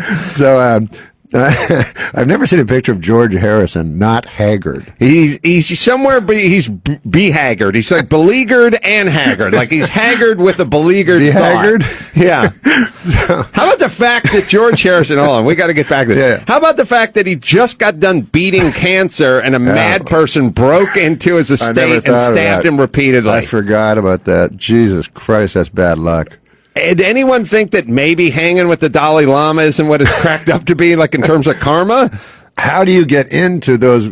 Like, remember that guy was going to jump over and to rape Steven Spielberg, and right? Duct tape his mouth. I don't know why you're so fixated on rape. But continue. That's what I'm saying. I'm just playing up here, baby. It seems easier. It's that kind of thing where it's like, what happened? Well, George Clooney was in Toronto shooting for 3 weeks, and a woman moved into his house. It's like, it seems a little casual considering there's walls and security cameras and alarm systems. But Letterman would come home and there'd be a lady that thought he was his wife. Waiting in bed. And then he only fucked her twice. Oh, my Lord. I have a stock. Get this. My stalker. 60, you have a stalker? Yeah. Well, hold on a second. 68-year-old lady. All right, so you and David Spade are walking into a bar. Okay. Mm-hmm. Oh, I was saying that? Yeah. So we go into the bar. So it's packed with people, and I don't like a lot of people now. And then you get a little fucking plastic drink, and you drink it, and then Spade goes, let's get out of here. And I'm like, what? And I don't even want to be there. And, you're an inch from somebody's face. And so then we go to another bar. He does the exact same thing. Right. Let's get out of here. So he just goes places and exits. But I think there's a power. I think there's a certain power in leaving. Yeah, I guess there is. Yeah. But with women, he plays the long game. Like he's always texting them. He doesn't bed them the night he meets them. Like a year later. Right. But he's got so many on his... He fucks them in the bathroom. Yeah, but not on a bed. Never on a bed. Wait, no. I hear what you're saying. I'm reading between the lines. I can't talk about Dave. Now it's going to Hits sound him like in a I'm stall. saying that about David. No. What he does is he quietly, like, here's what I'm saying. Yeah. Here's what I'm saying. If you had a list of the famous coxmen of the town with the Warren Beatty's of the world and the Wilt Chamberlains and stuff like that, somewhere in the 13th spot would be David Spade. Absolutely. And everyone would go, how'd he get on this list? A cute little blonde guy? I'd What put are you him talking about? way farther up than that. Way farther up. I'd put him maybe number 1. Well, that's what I'm saying. In terms of sheer numbers. Quietly goes about his business. Yes, he does. And until we start talking about it. Yeah, I know we shouldn't. But he's very self-deprecating about it. But he also, he knows everything that a young girl knows. Like that beautiful 20-year-old. He can talk to them about keeping up with the Kardashians and whatever the hell. Right. And then if I Nobody's gonna change, you won't ever leave. On my mind again, I'm still not tired of it. Can make you want me. And I might act okay, say things will stay the same. Say I'm all I need. But every other night, I'm begging for that high. I'll come clean. Half the time, just wanna stop. Can't find another you if I'm lost. Can't find another you if I'm lost.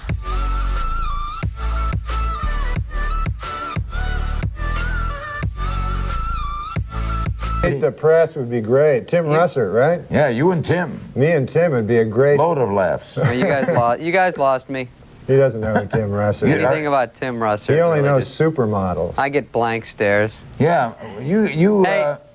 Hey, listen, Larry, you live next to me in Beverly Hills now. You knew Clampett. You're right next to me. Clampett. I just heard you're gonna Are you come right? by Don't my. give the address. We're gonna. I know where you are. You're by Nate and Al's, and my house has a water wiggle out front, and you're gonna have to come by and hang out with me. What is that? What's a water wiggle? That's his thing for a supermodel. What an idiot. What was the... I was thinking about that unconscious, subconscious thing, because I remember my buddy one time, he's in psychology, he went to college, this guy, and I love milk, right? So we were eating a meal one time, and so I take a drink of milk, and my friend goes, you know why you're drinking that milk, right, Norm? And I say to him, it's not because I like milk, I know that. Because I know this guy, So he goes, no, it's not. He goes, the reason you're drinking that milk is because you miss sucking on your mother's breast. I'm like, ah. Now you guys don't know my mother. But she's wonderful. She's a saint. You know how people, say their mothers are saints? My mother is actually a saint. So, I mean, she hasn't performed 2 miracles, right? I guess she's not actually a saint, but she's much more saint-like than your fucking mother. That's what I'm saying. But there was a generation, like my mother's 85, there was a generation of women that you all know. Maybe it was your mother, maybe it was your grandmother. But they lived at a time, and I support you, me too, you too. More than anything, because, for the young girls, it's going to be fantastic. But no one like my mother will ever exist again. And it's just this generation of women that were so, selfless and, like my mother would be, the type of woman, like at dinner time, everyone's eating and she's in the kitchen. And everybody have a second, are you sure? And then, but the turnips. And wanted to make sure everybody got, and then she would, whatever was left, she would make a little plate for herself, And that's what my mother was like. Still is like. She lives right beside me. Her eyes shine love. I've never heard her say a phrase that had any irony flecked in. She just And so happy, you know. Like she'll come back to the grocery store, she'll go, Norm, the funniest thing happened at the store. I say, what happened, Mom? She says, there was a woman buying pineapple. It was $1.69 last week, and this week it was $1.19. I'm like, that's not a story, you old bag. What the fuck? Like a story has to. I don't say that, but I would trade places with my mother in a second because all she knows is love. You know how to love people. That's hard, man. That's hard. Anyways, I forgot why you brought that up. Oh, I remember. I don't want to suck her tits.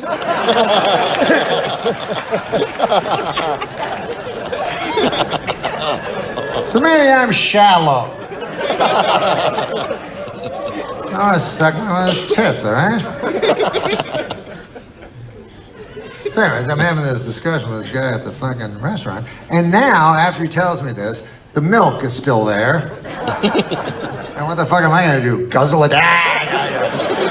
Milk, you know, I can't just leave it there. It was the worst. Whatever. Oh, and then it came time to order our entrees. You know what this guy gets? 2 meatballs and a banana. I'm like, hey! Wait, wasn't even on the menu. Like he had to. What's good for the goose is this is just absolutely. I read about that subconscious, unconscious. They said when you pick a president, this is an election year. This is kind of some. Well, another Thanksgiving has come and gone, and I thought it would be a good idea this year for me and my mother to say what we were thankful for. This is my mother, Fern. Now, we've written them down on index cards, what we're most thankful for. Should I begin? You can just start. I am thankful for the opportunity to do stand-up comedy for a living. Why, there is nothing more gratifying than to step out on a stage before a quiet crowd and through my comedy, turn them into an unruly mob. I am thankful for the brave man who pulled me from a burning building last week and sadly perished. In the process, I'll never forget him. I don't remember his name, but I think he had a mustache. I am thankful for women, the greatest creatures on earth, because without women, there would be no cookies. I am thankful for the kindly ladies who live across the country and leave pies on their windowsills. So an old chunk of coal like me have a bite to eat from time to time.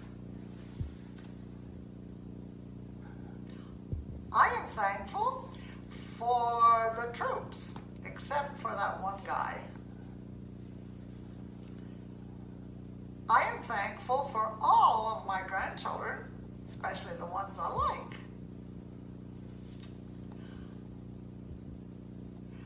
I am thankful for the fine young men and women of the LAPD, along with the Burbank Police Department, who joined forces this year and finally solved the baffling murder of Bob Hope. And finally, I am thankful for friends without which it would be a cold and dark place. Yes, friends especially like ones where Joey gets Chandler a duck.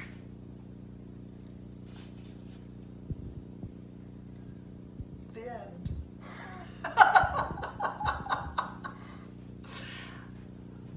I hope everybody had a really happy Thanksgiving. Why you going high? Push me to the side. Just keep going on and on, and I ain't getting tired. Yeah, you try to crucify all the good inside. You go and call 911. Norm MacDonald's mom is here. Should we say hi to her? Yeah, She's where is she? way in the back there. There she is. Hey, Norm got her last row. That's right. All right. And I just want to point out, she's been at every taping of my show for 23 years. She always sits right in the back, so you can get out of here. We get her the best seat, beat the traffic. That's right. Norm MacDonald's mom! Well, there she is right there. She tried to leave. Norm MacDonald's one of my favorite people on the planet. He doesn't even know that. You don't even know that. I know. Oh, do you? Yeah, man. One of my favorite people come in here every time. It's been like 2 years. You kind of took a year away from it. I think so, yeah. Holy crow, Yeah, man. yeah. You've been busy eating, flies. evidently. Wait, no. Not now. You've cleared it up. You had to eat and then lose the weight. Yeah. So you took a year off from some us. weird thing happened where I had a huge hunger, and Sean was around. You haven't introduced Sean. I'm sorry. Sean O'Connor. O'Connor, the your young, helper.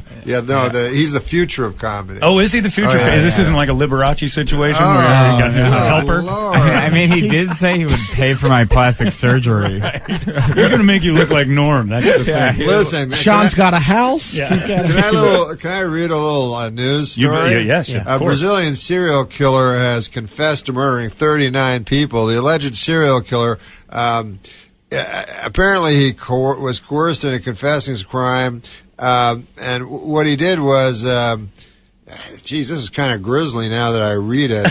He would lure young women and men. He would kill regardless of gender.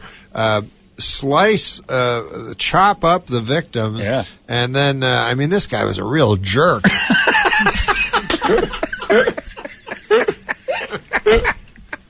And that's why you're one of my favorite people. It's so succinct. It's such a. So yes, I had a hunger issue, what I would call it. What did you put on? Because when I was watching your podcast, I think it was Gilbert about or Super Dave. 250. Was no kidding? Maybe. I remember one time I was 235, but I remember being fatter after that. But yeah, I would eat all the time. Like and just for no reason. Because all of a sudden the appetite just started. Constantly hungry. out of nowhere, and then I got real worried. And I said to him, I went to a doctor, and then all the tests came out positive, and I'm like, I don't know if I told you about this doctor, but he wasn't the nicest guy, you know. Like at one point he said, "Open your mouth and say oink." That's not nice, right? No. So earlier this morning, you say the people in Cool were doing mounds of blow at the station. What the hell is that about? Oh my God! I didn't know we could talk about that. Sure we can. You're in a safe place. Did you cut some lines? We cut lines off of Erica? No, they just kept giving us donuts. They were like going away for a while. Incredible energy, man. They were like. It's the oldies fantastic to station. see. They have to have energy, I guess. I'm not guess, sure. yeah. It was a lot of fun though. I don't buy it. But listen, man, Sean, the future of comedy. The future of comedy. It reminded me last night because I got in early yesterday, and then I waited up on Sean because he drove from Los Angeles. Oh, geez. Because he's afraid of Ebola. And it sort of reminded me, because I would phone him, on his car, and I go, "How you doing?" He goes, "Now I'm in, wherever he was." Quartzsite. Yeah. And it reminded me date shake. of he had a date shake. No, I ate at McDonald's twice. On the drive? That's a long drive. You ever have a date shake? No. Oh, they're awesome. Yeah. But it reminded me of kind of like a Stephen King novel. I'm on the phone. Right. He's like, I haven't touched anyone yet, and he's so afraid of Ebola. But Are you really afraid of the Ebola? Because I think I'm horrified. Oh, yeah, I'm terrified because what just happened is it was one person, then it was two people, then it was three people, and then that second person went on a plane. Yeah. So now 800 people are And quarantined. there's another one on a boat now, on a the one cruise on the line. plane doesn't have it yet. Yeah, but close enough. It's so We've close. had two people that have had it. And the other one that was But handling... the other one are being accused. Yeah. Right now we're taking the witches right now and we're going to start burning them. Good. Yeah. Who's for burning? Show of hands. If it's I mean, if it saves me... Me too. That's how I feel. I'm going to tell you diarrheaing blood. Yes. that guy. Fidel Castro, right? Yeah. Who has an island. His country is an island, right? Right. So when the AIDS outbreak happened, you're on an island. It could knock your whole island down. Right, yeah. So what he did is they had a big, beautiful resort, right? And he just took it over, because that's what they can do in Right, Cuba. when it's your island. Yeah, and he put all the AIDS patients in this beautiful resort, fed them all, and What's wrong with that? Yeah, I don't know. It almost really, makes you want AIDS in Cuba, doesn't it? Kind of like tried to get it. But it knocked the disease out. It killed the disease. Yeah, because you quarantine everybody into their own little package. Yeah. That's the thing. So this lady who they keep saying was handling samples, which basically means the poop and pee of the Duncan guy, She was taking is them on out. a Royal Caribbean cruise and she's got it locked in a cabin now. I'm the same way because I But think also like a nurse. If a nurse can get it, I mean, Yes. they take care. they try not to get stuff. Every So- day, that's their job. So if it's not airborne, Sean was saying it's just a droplet. Yeah. Yeah. Well, wait till terrorists get it. I mean, of course. If you take in someone's breath that has Yeah. Ebola, It's like a It's horrible gonna be movie. awful. Yeah, I had to stop drinking people's blood. that'll do it. I mean, yeah, you got to be careful with that. Stupid Twilight movies, and now we've got this. It's taking a horrible turn on all of us. Yeah, well, I mean, it would be the worst when terrorists get it, but I also think it would be bad when just like innocent people get it. That's when you got something. I think you misunderstood me, but it's okay. Who did you usurp as the future of comedy? I There think, has to be like the guy who had that role that you took Yeah, it who from. got rolled? Probably Aziz Ansari. You think? And now he's just comedy. Yeah, now he's the president of comedy. He's the czar. And Norm, are you the I'm the ghost past. of comedy past? Yeah. A lot of times me and Sean we'll go and then people will go, hey man, that guy seems like the future of comedy, that guy seems like the past of comedy. Where do we Who go says to get that to you? Where do we go to get the president? People will review your show that way. That's just an awful person to say that about the show he just watched. I saw the future and I saw the past. Yeah. Just looking for something in the middle there. Yeah. Well, listen, man. The future and the past are all we got because the present is, people falling down, bleeding from every orifice of their body. Yeah, that is, I don't like the present. It's better to look at that. Did you guys ever read The Hot Zone? Yeah, we were talking about that. I never God, read that it, was a but terrifying book. it's the one that makes me go, okay, Ebola, I'm not going to fool around with this one. We had a record of 0 cases up until about a month and a half they ago. could have had a vaccine. It was 20 years ago. Oh, that's right. They could have worked on a vaccine, but they didn't. What was the thing that you told me about the hot zone that sounded like a lie? Oh, the horrifying story. Oh, that you think it's a lie? Yeah. Yeah. No, in the Hot Zone, they're talking about the first guy that got it, and it's just a nightmare. And he gets to the, it's on a little plane from Africa, and he gets to the hospital, and he goes there. And it's an African hospital. Which Not to says say that. anything against Africa, but my God. And then Look at these hospitals. And then he goes there, and they don't know Ebola. Sure. So he's like, and they said at that point, anyways, he collapsed and blood exploded from everywhere. Oh. And they said that the blood hit the ground and started moving. What? Because it's Like a more- sci-fi movie? Like a sci-fi movie, because it's more Ebola than plasma at that point. Oh. And it's just looking for a host. 'Cause mobile. It's going to die. I'm out. I'm out on that. Yeah, start the fire. It's like Alien. Yeah, no, that's just an awful So thing. burn all the Ebola. That's what you're saying? Yeah. I'm fine with that. Are you opposed? Are you opposed to? Give me a counter argument to it. You take that resort, Norm, and then you torch it. That's John's idea. I have an odd approach to curing starvation as Yeah. well, which is kill all the starving people. Yeah. It goes away if we team up with the warlords. I mean, we've raised so much They money, take the and food they're anyway. still hungry. We've teamed up with the wrong side. Oh, yeah. Don't you think? You have to go already? No, Brad's okay. just pointing at my coffee. Brad, I don't like when you stand up. Sit back down. Doesn't he look like he's from a Wallace and Gromit special? The were-rabbit is right behind him. Norm, you've been at this for a long time now. How long have you been doing this? 25 years. Is it 25 years? No, Yeah. and it's your birthday today. And I started late. 51 years Happy old, birthday, Norm. by the way. Happy Oh, birthday. yes, it is my birthday. We Yeah. get lists. I actually started very late for a stand-up. Yeah.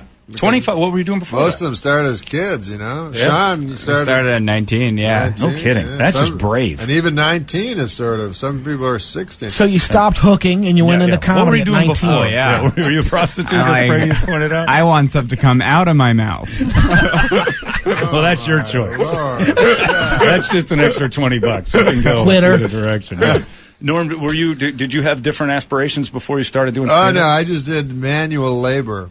Really? Like Yeah. tile work or drywall? What are you looking at? Drywall was too hard for me. Anything with any skill, I was horrible at. But what was but manual? I moved furniture, Oh. you know. I worked in a logging camp. I lived in Canada. I just travel around to... Yeah. And then just all of a sudden said, "This is it." What would Norm? Today is your birthday, so it's the time for reflection. it's true. It is my What would birthday. birthday Norm today go back and tell young Norm 25 years ago? what would I go back and tell Would you myself? go back and say, "All right, Norm, here's what you need to know." Oh, Watch out for Ebola. First of all, that's clear. Yeah, that's no, coming. That's coming. That's coming. You got a future ahead. Yeah, I guess I would. Gosh, man. I mean, I have no regrets in my life. I'm not asking. You're not on a deathbed or anything. Got no I'm not regrets. trying to pin anything on you. Just is there anything you're like, man, I could have done that better? Oh, almost everything. Yeah. So you just have a list of stuff for yeah, young yeah, Norm. yeah, yeah. Well, No, Sean- I would say, you know how they say a life unexamined is not worth living? True. But another bad thing, though, is do you ever try to examine your life? Which is what you're asking me to do right now. And you hate it. Yeah, I apologize. Oh, it's Norm- depressing. So So you look back, why did I do that? Why did I do that? Why did I do that? Why did I do that? What are these bumps? If you keep dwelling on What are them, though, these that's a... bumps? I've got bumps. Why do I not remember the last 6 days and there's scabs all over my face? No, when I used to drink, I used to walk. This is what my friends told me. I would walk, fall down, walk, fall down, walk, fall down, and then I would black out for a couple of days, and I wake up and there'd always be scabs on my face. This is what your friends told I you. thought I had been in a big fight, but my friends Right. told me, "No, you're just walking down." They the were just street." kicking your ass. You were in a fight club, and they did beat the tar out of you and put you to bed. Norm, have you ever met any other celebrity that shares the same birthday as you, like Ziggy Marley? Yeah. Ziggy Marley. No, You he have the shares same my bir- birthday. yeah, Eminem. Oh, Eminem. Yes, I have met him. Bill Hudson, one of the Hudson The brothers. Hudson brothers. Yeah. Now, was he Goldie Hawn's husband? He put his seat Kate inside Hudson? Goldie Hawn. Yeah, yeah. made Kate. Kate Hudson. Yep, he made Kate. The Hudson brothers. George Wendt. Oh, really? Norm. And he played Norm. How odd is that? No, you know, not it's really. you know how dumb I am. When I started doing stand-up, right? I was in Canada. There was no TV or anything, right? There wasn't? Not in Canada. Really? I mean, there was TV. 25 years ago? I mean, you couldn't go do stand-up on TV. I see, I got We'd you. mostly get our Right. TV from America. But I was going across the country and everything, doing my stand-up, but no one knew who I was. But sometimes when I'd go on, people would go, Norm, Norm. And I thought I was catching on, but it was from the TV show. From the Cheers. Yeah, so they heard Norm. They go, Norm, Norm. Like an idiot, I go, yeah, man. And people are starting saying, Cool. So you could go back and tell young Norm that wasn't I anything would to get tell him excited that, about. yeah. You settle Yeah. down on the Norm chance. But they say Norm. They're Yeah. talking about George Wendt's character on Clearly, Cheers. the wildly popular Norm is the fat guy Yeah, over here. exactly. Here's another cool one you share your Yeah. Evil Knievel. Oh, I love Evil Did you ever Knievel. meet Evel Knievel? No, Oh, boy, man. I would like to. My buddy is... He's dead, right? Yeah, It's too late. 2007. My buddies, they wrote Ed Wood and People vs. Larry Flint. They write biopics, and they're writing one on Evil Knievel. And they told me some awesome stories, and the best one was... Well, one cool thing was whenever he did a stunt, he would get his whole family together and talk to them like... This could be it. This could be it, yeah, which was pretty cool. And they have video of that. And then, so he was so rich because he always thought he was just about to die. So he'd always have, a walking cane that was all diamonds and stuff. But he bought a jet with, on the side of the jet was Evil Knievel, like jumping in a motorcycle, right? And he was like, this is going to be exciting. So then he takes the jet, and he's like, I can't see it, because of course he can't see the side of the jet. He's inside the plane. So he buys another jet. To fly next to that jet. Fly next to that's a life well led. Right there. That's how you do it. When you can buy a jet to look at your own jet, that's winning right there. That guy's better than me. I played tennis with this guy that was a Supercross rider or a Grand Prix, and Evel Knievel was his sponsor in 1974. Yeah, he threw his money all over because I think he talked about a couple of parties on the yacht. Yeah. And he said Evel was one of those guys that never backed down. Like if a guy challenged him, he's like, all right, let's go. Yeah. And I remember there was a story like somebody like in the press or something badmouthed him or something like that, and he just walked into the place with a baseball bat, took him out. Yeah, and he's like, I know this is going to cost me a lot of money, but I don't care. Yeah. And it cost him like $10 Sean, million, see, you can't do that as the future of comedy. Oh, no. You can't just go in and bash somebody who doesn't like your Or act. you could bring it back. Or Yeah, maybe we'll as you're the future. Anything you do is going to. That would be wonderful to get, masculine energy. You have none of that? I have zero of that so far. Do you maybe harness up some WNBA energy or some female energy? Perhaps? I mean, I have played basketball with women before, so I think this would work out. He gets a lot of tail, this guy. It's Is that right? unbelievable. Yeah? I mean, it's not unbelievable. He's a handsome, nice No, guy. I'm engaged. That's what you mean. Yeah. Oh, that's right. He's getting tail from that same lady over and over. Yeah. Engaged, you're getting a lot of I tail. guess that doesn't count. Once you get married. I guess that doesn't count. He's always like, hey, I got a story about last night. I'm like, easy. I know. She's a sweet girl, Aaron. I was with Don't this tell me chick another last story. night? He's like, and then man. I'm like, Because then you got to meet that person. You look at I'm him like, good friends she was with her. just folded over like a Samsonite.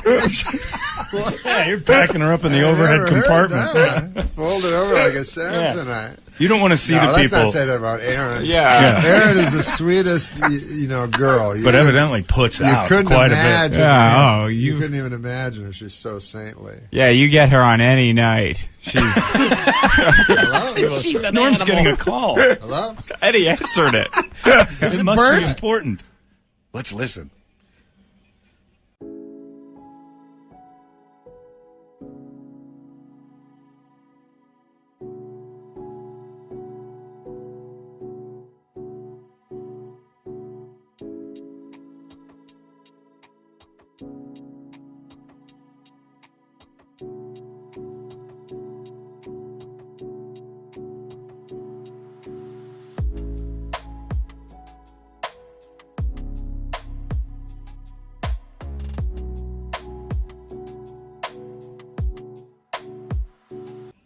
Uh-oh. This is it. Oh, is this Leslie? Leslie Moonves? We've all got a show. He's loving the interview. I'm doing a radio interview. Well, Norm's on the phone. I can tell you Norm and Sean are over at the Tempe Improv, TempeImprov.com. I'm doing a radio interview. I gotta go. TempeImprov.com Friday and Saturday. I'm doing a radio interview. I gotta go. Get off the phone, Leslie. Is Leslie a girl? Do you know Oh, Leslie, my Sean? God. I don't know Leslie. What was that? Who's that? Oh, that's my brother Leslie. You know, J.B. Smooth's brother called once while he was on the air. Yeah. And he picked it up, and he needed $300 It was bucks. 300 pounds of chicken for a picnic, and I'm like, you can't. That's just. I mean, you're just baiting me for like 3,000. And he was short. He was short on some cash. He's like, he needed 250 bucks to cover the chicken. No, I didn't bill. want to take the call, but I saw it was from my hometown. Could I'm be like, trouble. Oh my Is he wishing you a happy birthday? Yeah. Maybe. Oh, That's what it was. I'm yelling at him. Well, he's trying to be nice. You're right. That is what it was. Yeah, he's that prick. See if I Well, ever you know seen what I him. mean? When you get a phone call. Sure. You know what I find? I don't know if you guys are like this. Like, do you have landlines? Not anymore. Well, you I have- do. I I do. dumped it. You have had them. Oh yeah. But like in the middle of the night when the phone rings, that to me is like terrifying. Oh, it's horrible. Because Yeah. you're like, what is? You go. Who's to the phone. dead? And at the start, I don't know, are your folks still alive? Yeah, no. Mine are too, so anytime you get a call, it's like... Of course. Well, now that I know that, I'm going to call Brady in the middle of the night more. I didn't know that the whelmed Well, you just... If black it's, cloud coming of from, if death. it's coming from home, hopefully it's they're calling to either check in, but Yeah, sometimes but there's if it's weird in the middle times. of the night, yeah. I'm just going to hire people from Columbus, Ohio to call you at 3 a.m. Good luck. We change numbers every... Yeah, keep that up because I can find you. This is going to be great fun because I'm horrible. Well, I think that's so funny to call him in the middle of the night. It's like, hello. Your parents are fine. I just checked on them. I had a prank I did when I was a kid. Like we all had pranks, like telephone pranks we would do, and then but mine, I wish, kind of looking back, I wish I hadn't done it. But I would phone people like at random, just strange, just numbers, and I was a little young kid, and I would go like,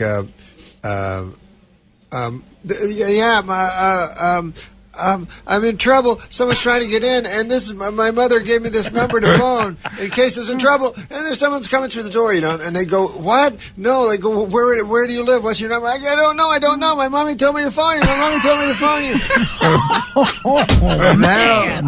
Now they'll track it down. Oh yeah, probably. I'm going to do that anyway. Sometimes and you're thinking that's hilarious at the time, yeah. I still think but there it's was funny. no closure to the prank. Right. Yeah. It's not like I You left got them hanging. Yeah, it's just for the rest Mine of their wasn't lives, as elaborate, but I used to call and go, and they'd be like, "Hello, like, is this suicide hotline?" No, I didn't do anything right. And just hang up.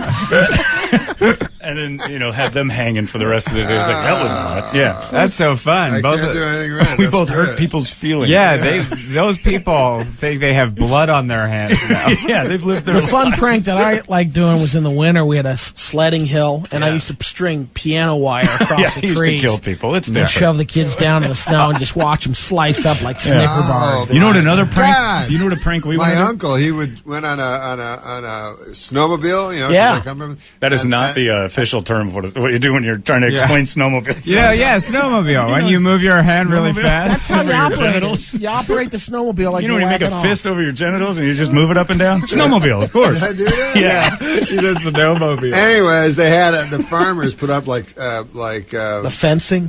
fencing, but like invisible. You couldn't see it, and my uncle got hurt. But what were you? I was going to say, we had a thing we were going to do. It's just pranks just to make people think. Yeah. You know when you go by a place where some horrible accident has happened, they've put up like, if Yeah. somebody got run over by a bike, they paint a bike white and put it on that corner.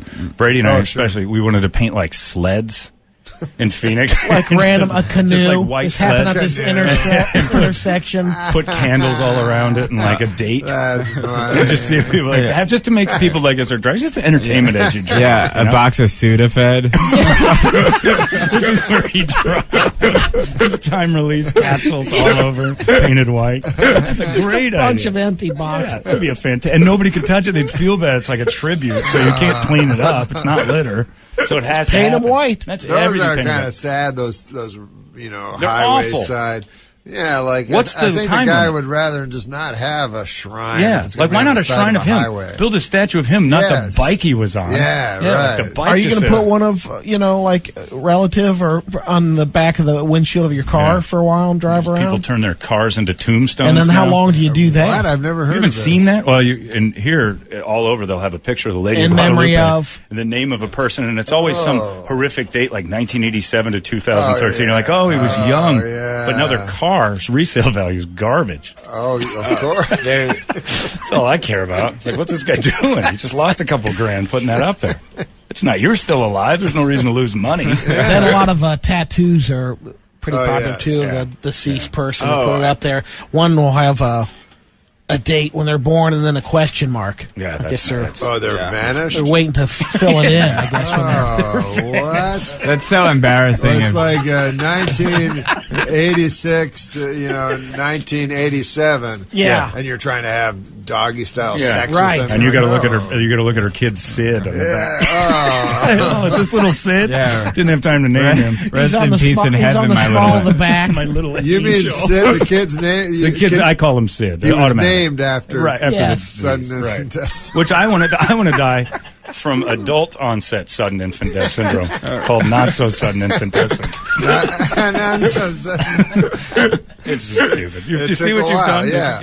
This It is what was, you do to us. it You know was, that you've been responsible. I don't know if you heard us talking about it. There's been probably 5 or 6 visits here, but the very first time we ever had you on was like 15 years ago. I was at another station here in town, and they found a headless body on the freeway the day you got here. Last time you were here, wasn't your uncle on the snowmobile? Yeah. like 10 years ago. I feel I remember that. A dude crossed the road on the freeway and got plastered. That was the day you were here. And then today, some guy going the wrong way on the I-10 blows up the I-10. It's not even usable all the way back to L.A. Oh, Wait a second. God. This. I probably should have told you guys that I'm the devil. Oh, man. You could have led with that. Yeah, I've come back. and I brought Ebola with me. You've got your podcast. It's still going, but I clicked on it the other day. It says Norm will be back in May. Oh, yeah. What's going on? Well, I do it for a while, and I go, I don't want to do it anymore. I don't want to do this anymore. And then they're like, he's on hiatus. Yeah. Is that what that is? Or is it just that you may or may not come back? Yeah, I don't know if I will or Okay. not. I just do it for a while, and then it's fun to watch. Tired of it. It's fun to do, man. Yeah. It's so great. I think it's just the people who do it with Norm are awful. Are awful. Well, no, Sean isn't. Sean does it with me. He's Well, there's awesome. one guy. There's always one guy. It's the rest of the people. The future's good. It's those awful others. I did a podcast with Frank Caliendo for about 6 months, and then we tired of it as well. Even Frank tired of it? Well, He Frank seems tired of nothing. No, the second you say Well, the he F starts word, getting busy he gets on nervous that. because he's on that Oh, Disney yeah, stuff. yeah. Oh, so yeah. you get nervous when you start doing horrible jokes, and we had Of course, Frank would. Yeah, yeah, he Jay would. Farrell, Ralphie May, me, and Frank are in a room. That was the. It was one of them we did. It was I great. See. Oh, I But see. Yeah, Frank would get nervous. Yeah, he got real nervous. Do you enjoy doing the interview stuff with people on the podcast? Yeah, well, we got good guests, so that I was interested in, but it's harder. Like you guys obviously have to just interview everybody. Not necessarily. Here. What? No, we don't. You don't? No, you're a special choice. We could have said no. I'm amazed that people. I don't know how I would do with people that you don't care about. Yeah, like I'm always astonished by, especially a guy like David Letterman, who I think would be even less interested than we would be. You know, or the way he can pretend to be interested. Right, Like, and actually that's have. the Yeah, but real- don't you think he has a little more juice or say on saying, "Hey, this guest is here"? But there's every once in a while they have to take it. He has to take it. Yeah. no, on an average guest, you got to, If they're in town, they're promoting. 3 guests a night. Yeah. There's not that many interesting people. And, actors are not interesting at all. I mean, And now, did you start getting pressure from anybody? Because it's your podcast, but you start getting money from the outside coming in. I think it was Jerky Links, which might have explained the ballooning. Was that right? You had the Jerky Links thing. You had to try to convince me you're a Jerky Links to get guy. what? Just get what they want, like guests from them. Sean and I, we liked just older guys. A lot of people wanted young people. But they're not interesting. Older guys are the most interesting. And I always think in show business, you get the old guys, they don't care what they say anymore. Right. They're out of the business. They'll tell some stories. And they tell stories about guys you care about. Yeah, they'll name names. They don't care at all. They're seconds away from dying. Yeah. So who's the best one you had on there? Because I've seen some that were we just had fantastic. we had this guy Jack Carter, and he did the most craziest thing. You remember? Well, I also still, after meeting him, have no idea who Jack Carter is. Jack Carter was a comedian like the Catskills guys, way right? Way old, back in like the day. 90. Yeah. So he was talking, and he said he was talking about the war, and he was Which like, one? The Second World War. The I big go, one. you were in the Second World War. He goes, yeah, it was a lot of fun. I go, the war was a lot of fun? And he goes, well, I never got to go over. I never went over, He goes, I got a lucky break. My whole unit was going to D-Day, and they all died. And I didn't go because I got deathly sick the day before. And then I go, oh, man, it sounds like you were faking it as a joke. Right. And then he goes, I was. And then he's like, I never told nobody that. And I was So he finally confessed. Yes, now, that he is a right? deserter and a traitor to our country. But you learn that kind of stuff on Norm's podcast, Yeah, which Norm's is great. deathbed confessions. That'd be a good show. That'd be pretty awesome. You just Yeah. show up at hospitals, Yeah, and they think it's to bring them up, but it's really just to get them to admit We've had some a stuff. couple. You have to admit some stuff, and then you pull man. a plug out of. Man, do I want to follow you around with a camera? Hey, I'm here to pull the plug there. You got anything to say?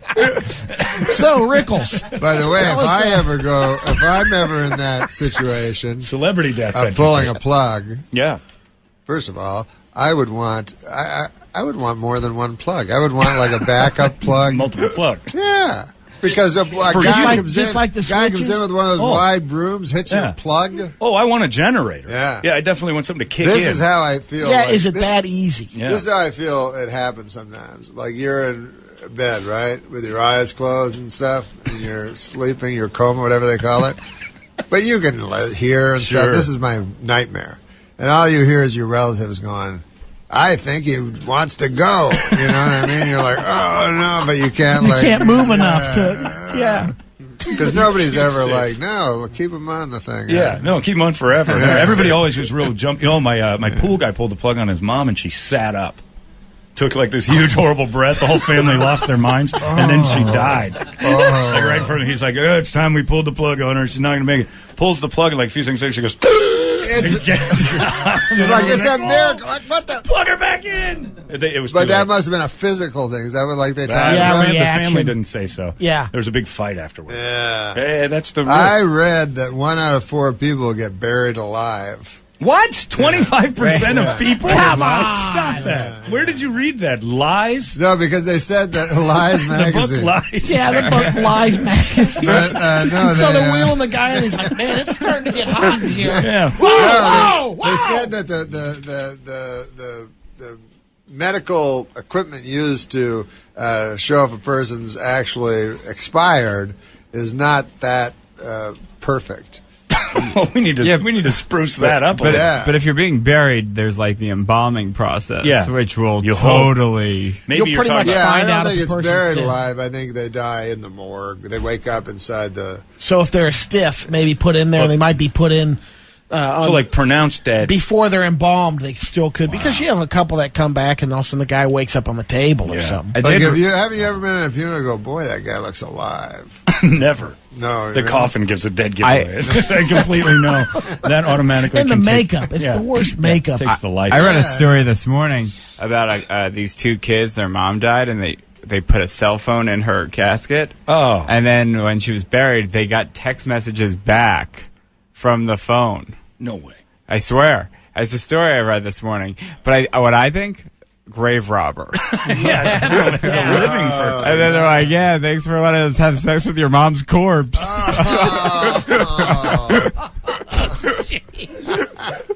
Did you do that one on Cool?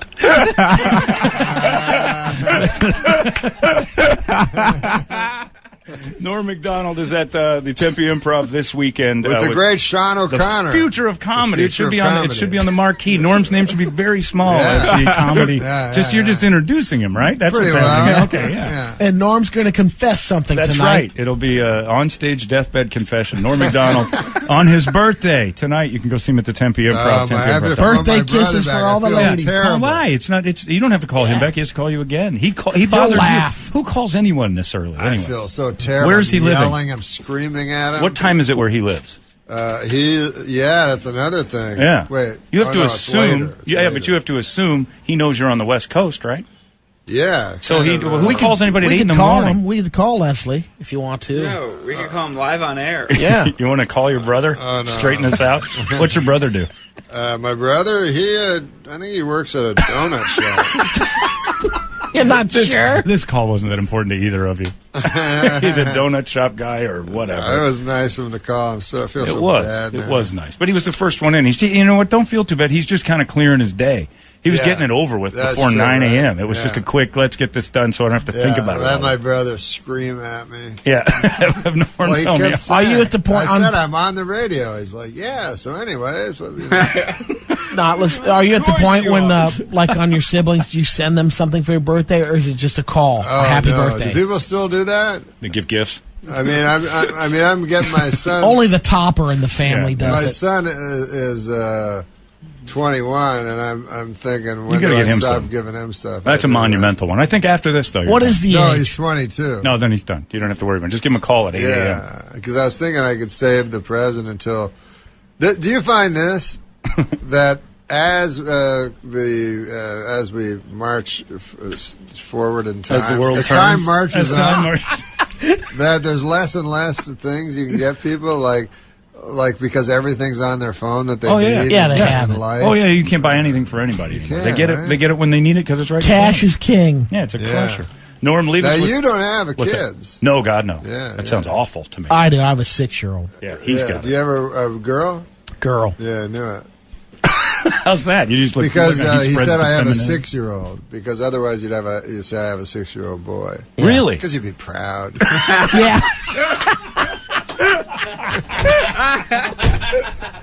There it is. But Norm don't you MacDonald. worry? That's awesome. I mean, I guess throughout history we've all worried about our children. But my God Almighty, It's, yeah, good luck. It's No Country for Old Good Men, luck, though. kid. Well, it's No Country for Old Men. It's the speech Barry Corbin gives there. He goes, "What you got ain't nothing new here." I don't know. It's you watch that movie. I know everybody tells me it's the best movie ever. He gives a speech. He's like, because Tommy Lee Jones says something. He said he goes out to his brother's place. Brother, ironically, says to him, he says, "I think I got to get out of this." And he goes, "What are you getting out for?" And he goes, "I feel overmatched." And he goes, "What you got ain't nothing new here. This has been going on forever." He said, "The world doesn't sit around and wait for you. That's vanity." Wow.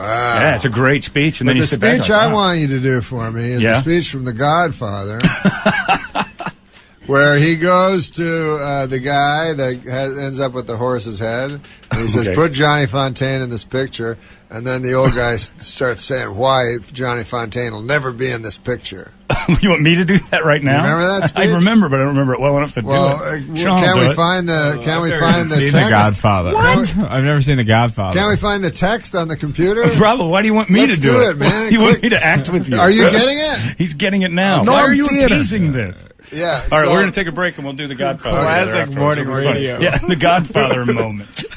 And we have to do it as character. Yeah. I'll be Super Robert Dave Duvall. Osborne. Oh, no. Okay, never mind. We'll do that. I'll do it as Super Dave. And I'll do it as Super Dave. And you do. I'll be Fuji. But you remember the guy, right? Oh, I know what you're talking He's about. like, He's the one pissed off about Johnny he's Fontaine ever really working. possessed. Yeah. I know that one. I just don't remember the speech What a- well enough. Oh, it was Why a are we great doing speech. this? Oh, it's so fun. I don't think I'll it be is. Super Dave instead of Robert Duvall.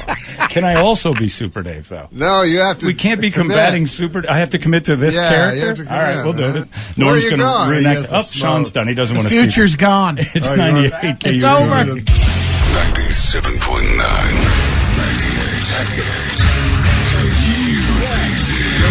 Tempe, Phoenix. Now it's just getting deep in here. We're Well, then talking there's philosophies no and ice ice ages. What's happening? It was cold back then. Norm MacDonald is joining us today with his manservant Sean O'Connor, the future of comedy. Yeah, baby. Who will soon have plastic surgery to be Norm, look like Norm. I knew I should have wore a shirt. It's the gold lame It's a radio joke. I really. And for whatever reason, I quoted "No Country for Old Men," and now you want to do a scene from The Godfather. Yeah, but I think we should set it up. Yeah, you go ahead. This is your thing. You direct. No, I've Sean, never you seen say- The Godfather. You've never seen The Godfather. I've seen every American Pie, though. Is this one of those moments where you get in the car and you say, "I can't believe I made that guy do that"? No, listen. We got to set this up. Okay. We all remember the big scene in The Godfather was the guy wakes up with the horse's head. Satin sheets. Yes. You should set this up. Is that the offer he can't refuse? Is a horse's head? Yeah. The sheets. Really? Yeah, that's the kind of the first. It's kind of the first one. He's trying to. So set it up. He unfolds the one. Yeah. Let's sheet set up thinking- this scene here. Johnny Fontaine is a lounge singer, sort of loosely based on Sinatra. Yeah. Who the Godfather wants to put in this movie, but the movie producer refuses. We don't know why. Right? Right. I'm setting it up. That's right. You're doing a great Keep job. doing it. And then, so they send the consulary, Tom Hagen, played by Robert Duvall, to go and visit this guy and try to talk him into Getting Johnny in the car. Yeah. So Tom Hagen, But who's Johnny's played not by- having any of it. Tom Hagen's played by Robert Duvall, and Jack Woltz plays the producer. But Right. in this, Nobody knows who that guy is. in this, we're doing now. I have to do. You're the producer because this is your idea. wanted you to do and you're it. doing it as Super Dave Osborne. Super Dave, yeah. I'll be doing Tom Hagen as Liam Neeson. Okay, as Liam Is that Neeson. right? Okay. Because he's improv. Yeah, because he's a big improv. Ready? Are you ready? All right, here we go. Mr. Corleone is Johnny Fontaine's grandfather. Now Italians regard that as a very close. Wow, very that's sacred good. relationship. Cut. You can't say that. Take two, cut. You already knew how to do them. Well, that wasn't just going to wing one. Oh, okay. You know how to I'm do sorry. Super I'm Dave, sorry. right? You're not I'm just sorry. throwing I'm this sorry. out for I'm the sorry. first time. All right, let's take try. two. It's not like I said I was going to do Paula Deen and then Okay. give it a try. Hey, there's butter in I there. have to go again? All right, here Yeah. we go. All right, take two. Try not to compliment me so much. Okay. Mr. Corleone is Johnny Fontaine's grandfather. Now Italians regard that as a very close, very sacred religious relationship. You tell your boss he can do. Now what? This isn't going as well as I'd hoped. Tell your boss he can ask for anything else, but this is one favor I can't grant him. Mr. Corleone never asked for a second favor. Once he's refused the first. Understood? You don't understand. Johnny Fontaine never gets that movie. That part is perfect for him. It'll make him a big star. But I'm going to run him out of the movies, and let me tell you why. Johnny Fontaine ruined one of Woltz's International's most valuable proteges. For 3 years, we had her under contract. Singing lessons, dancing lessons, acting lessons. I spent hundreds of thousands of dollars. I was going to make her a big star. And let me be even more frank. Because I want to show you I'm not a hard-hearted man. But it's not all dollars and cents with me. She was beautiful. She was young and she was innocent. She was the greatest piece of ass I've ever had. And I've had them all over the world. And then Johnny Fontaine comes along with his olive oil voice and his giddy charm. And she runs off. She throws it all away just to make me look ridiculous. And a man in my position cannot afford to be made to look ridiculous. Now you get the hell out of here. And if that Goomba tries any rough stuff, you tell him I ain't no band leader. Yeah, that's right, I heard the story. Thank you very much for the dinner and a very pleasant evening. Have your car take me to the airport. Mr. Corleone is a man who insists on hearing bad news at once. Oh, excellent. And scene. Amazing. That's great. Impressions are much easier to do in small chunks. That's what we've learned. That's why I didn't want to do that. Yeah, damn, you man, did this you gave scene. me You tried to give it to me. It's like a 5-minute thing. I didn't know you That's talked your so thing. long. You did great, This was your Norm. scene. It's awesome. All right, now monologues. You ever do a monologue? Oh, it's awful. Huh? Just can't stand him. High school, they used to make us read those awful monologues. He did 14 verses of The Farter from Sparta. That was a great. I wrote it myself. He's got to go now. Now, Brad's gotta go? That's beautiful. Thank you, Norm. That was fun. I don't know why, and I'm going to be thinking about it for a while. But nice job. Listen, man, I just want to say, can I end on a serious note? You better. Yeah. I think that, with the Ray Rice incident. Sure. With the Adrian Peterson incident.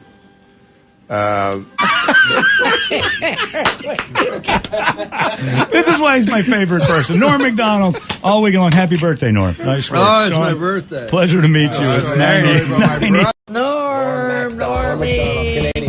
He is very funny, very Jimmy Stewart-like almost in his. Oh, tall, like blue eyes. He's hair. very handsome. Yeah, Handsome. and he's got a really Married? nice. Is he available? Norm, you have everything. From the outside, you're hilarious. You are a good-looking guy. You're famous. You have beautiful blue eyes.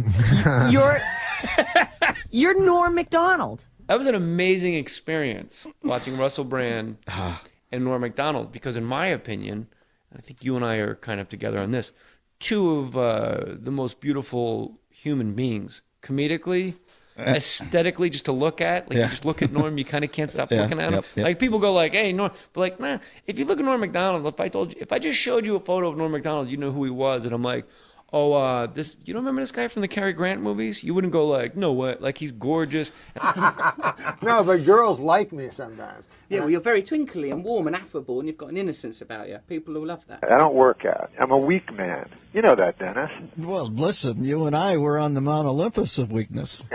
And not just physically. No, in every way. In every single way. So I told the guy that, and he said he couldn't do anything except for the physical part. But I don't know if he was the best trainer anyway. He was smoking a butt the whole time. No, that's not good. That's just a joke. He was a big guy. And but I told him, I said, look, I don't want be big like you. I don't want veins. I have no use for that in my arms, or abs. I don't want abs. I don't even know quite what they are.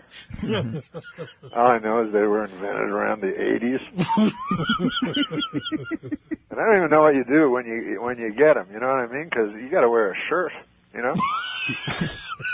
just go to work and go, hey, you want to see these things on my belly? Everybody's like, no. But so I told the guy, I said, I'm here for one reason and one reason only. I want to have one hot ass. Norm, was this, it's a little Paul Newman going on down there, right? You were more handsome, like, Norm. yeah, you were handsome. Huh? What the happened? Anyway, no, I did Weekend Have Update. you seen Paul Newman lately? You do look better. I know the end is day, nobody's gonna change. You won't ever leave. On my mind again, I'm still not tired of it. Can make you want me. And I might act okay, say things will stay the same. say I'm all that. Look at those shoulders. Yeah, strong back. You got a beautiful ass. Yeah. No, I wouldn't mind a piece of that.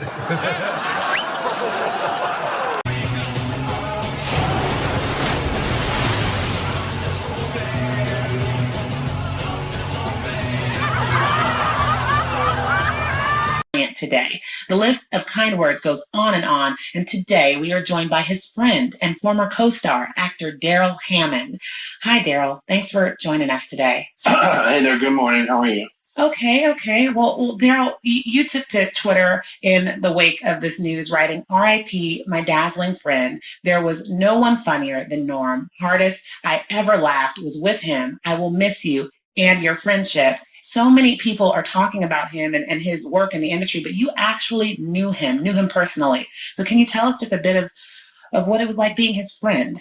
Yeah, you didn't think of it like at the time as like it was like anything special because he was such a no frills kind of a guy. I mean, he wasn't seeking fame and he wasn't seeking fortune or power. He just was living his life trying to be funny, and it seemed so unremarkable at the time. You know, it was just Norm being funny and being him, which was thought is formed on the way out, and you just say exactly what you think immediately. And sometimes it lands with favor, and sometimes it doesn't. You know. Yeah. Take me into one of your biggest belly laughs with Norm. Yes. If you can.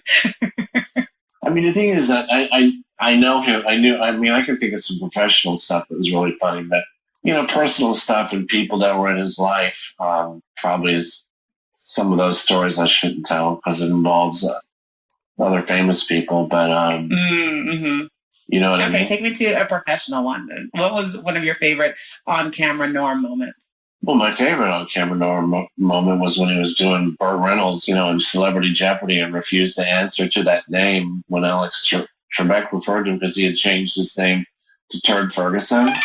Burt Reynolds. That's not my name. Okay. Turd Ferguson. He wore that giant hat.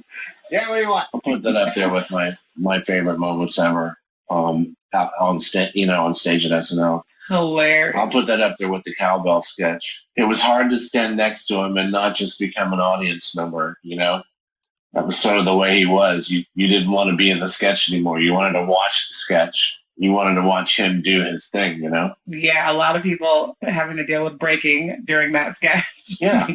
Yeah, you really tried hard not to break. And I just wished I could walk off to the left about 10 or 20 feet and stand there with everyone else on the floor, people standing around. I wanted to join them and just watch Turd Ferguson do his thing. Oh man. And what was he like? Just, you know, coming into set, like, just take me into his personality a little bit off camera. Super low key. He would be over talking to the key grip or talking to the nurses. He was always talking. He was very interested in people. And he was very curious about people and very engaged with everyone from techies and camera operators. Oh, and then Elle McPherson walks by and he says hi to her. You know what I mean? Yeah. You know, he was utterly himself and he didn't know how to be other than that. Sean Connery has set a new Jeopardy record with negative $230,000. You think you're pretty smart, don't you, Trebek? What with your dago mustache and your greasy hair? Look, what did I just say about ethnic slurs?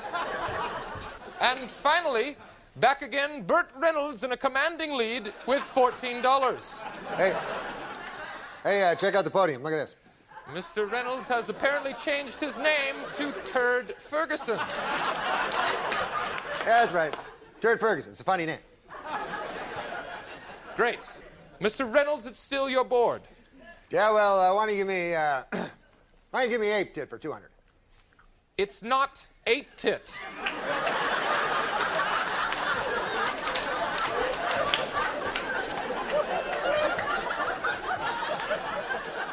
It's a petite never mind. Yeah, I'll take the condom thing for 8,000. That's condiments. For $400. This condiment is made from mustard seed. This is the sound a doggy makes. Mr. Connery. Moo. No. Well, that's the sound your mother made last night. Burt Reynolds. That's not my name. Okay. Turd Ferguson. Yeah, what do you want? You buzzed in. No, I didn't. Yes, you did. Yeah, well, that's your opinion. Mr. Reynolds, what are you doing? Yeah, I found this backstage, oversized hat. It's funny. No, it's not. Sure it is. It's funny. It's funny because it's bigger than a normal hat. I see that. Get back to your podium. Yeah, I see it. Go back to your podium. It's not funny. Suck it, Trebek.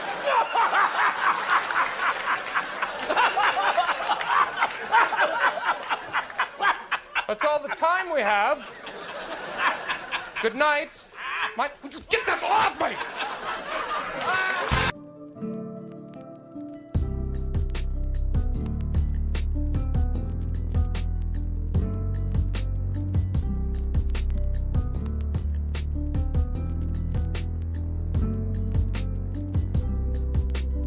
Daryl, not many people knew about Norm's battle with cancer. Did the news of his death come as a shock to you as well? Yeah. I was still seeing his name on billboards and stuff and seeing his name online. And I was even talking with him not so very long ago about doing my podcast. And I never really pursued it aggressively because it didn't seem right to have like a friend on the podcast, like someone that you hung out with and knew in a different context. Mm-hmm. I don't know. I feel like I would just like to stay friends. Wow, and it sounds like he was himself to the end. Can you just take me, you mentioned it, but can you take me into a little bit of when you last got to talk to him and just kind of spend some time, even if it was just on the phone? I think the last time I spoke with him at real length, like, the in-depth kind of conversation you would want to have with somebody, was after he took over as Colonel Sanders, which was a huge, it sounds paltry now, but it was a big job. And I loved it. And KFC replaced me with him. And so the interesting part about him was he should have been on this big victory lap. Yeah. Incredibly great job. And he was going on the air and talking to people like that the KFC should have replaced me because I was the best one. He was more concerned. You can't fake that. Like, concern for your brother or, more than yourself. You can't fake that stuff. He was saying that to them, and everyone was like, yeah, I got to take the job. It's a great job. But he was better. And, Wow.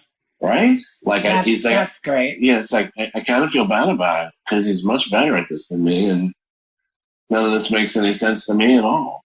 And the truth is, he was a great Colonel Sanders. And as I knew he would be, he was really fun to watch. Well, it sounds like any character he stepped into, he owned it. He was bringing the electricity, yeah.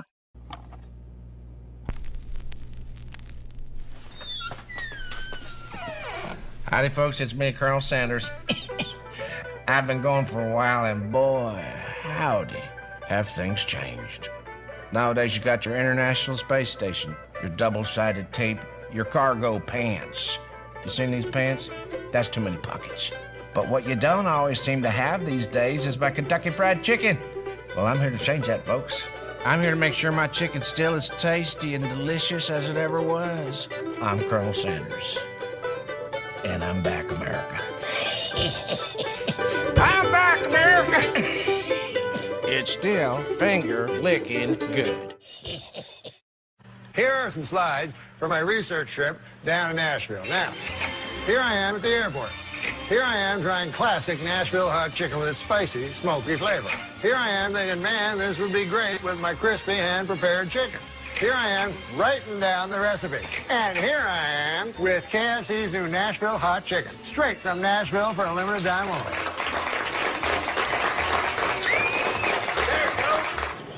It's finger-licking good. What are you doing now? I just saw on the TV my hair. Okay. All right. Now, he said from the beginning of, in 93, when he did stand-up, he would call the TV the TV. The TV. Who else do you know who says the TV? Oh, I know who you're talking about, Bob Dylan. Right. Because I got to meet Bob Dylan once, and I was backstage with our guitarist Jimmy Vivino at a Bob Dylan show, and suddenly I got literally like pushed into a room where there was some, heavy-hitting people in there. I did not consider myself, nor do I still, one of those, but I got pushed in, and I got kind of shoved to the front of this line, and there's Bob Dylan. And he looked right at me and he went, I know you from the TV. And I remembered that in my head, like he calls the television the TV with the emphasis on T. And then Norm, all these years, used to say, it's the TV. Now, Norm is a giant Dylan fan. I didn't know that. Enormous Dylan fan. And sometimes in his material, I feel like there's... I think that's just Minnesota and Canada.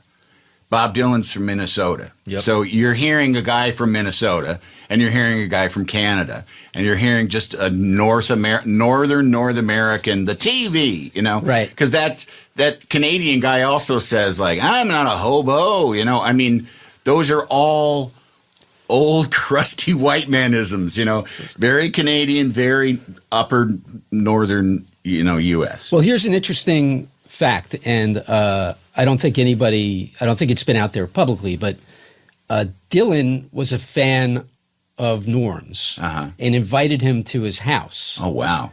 And Norm was at Dylan's Malibu house for like 2 days. Wow. Wow. Spent the night. Slept there. Wow. And you want coffee? What do you want to watch on the TV? Who wants waffles? What do you want to watch on the TV? Let's both watch the TV. Finally, I found someone who says it right. You want to play volleyball? But he told me about this, and it was an interesting experience. But he never talked about it publicly, which shows you, first of all, what a thrill that must have been for this guy who grew up a Dylan fan. But he talked about almost everything. Ask Bob Uecker. Yeah. He didn't keep much secret, but he never really talked about Dylan, and it just shows you how much he did. Right, he didn't trade off of it. Yeah, yeah. Any other comedian could have turned that into like a whole special, Just a little taste.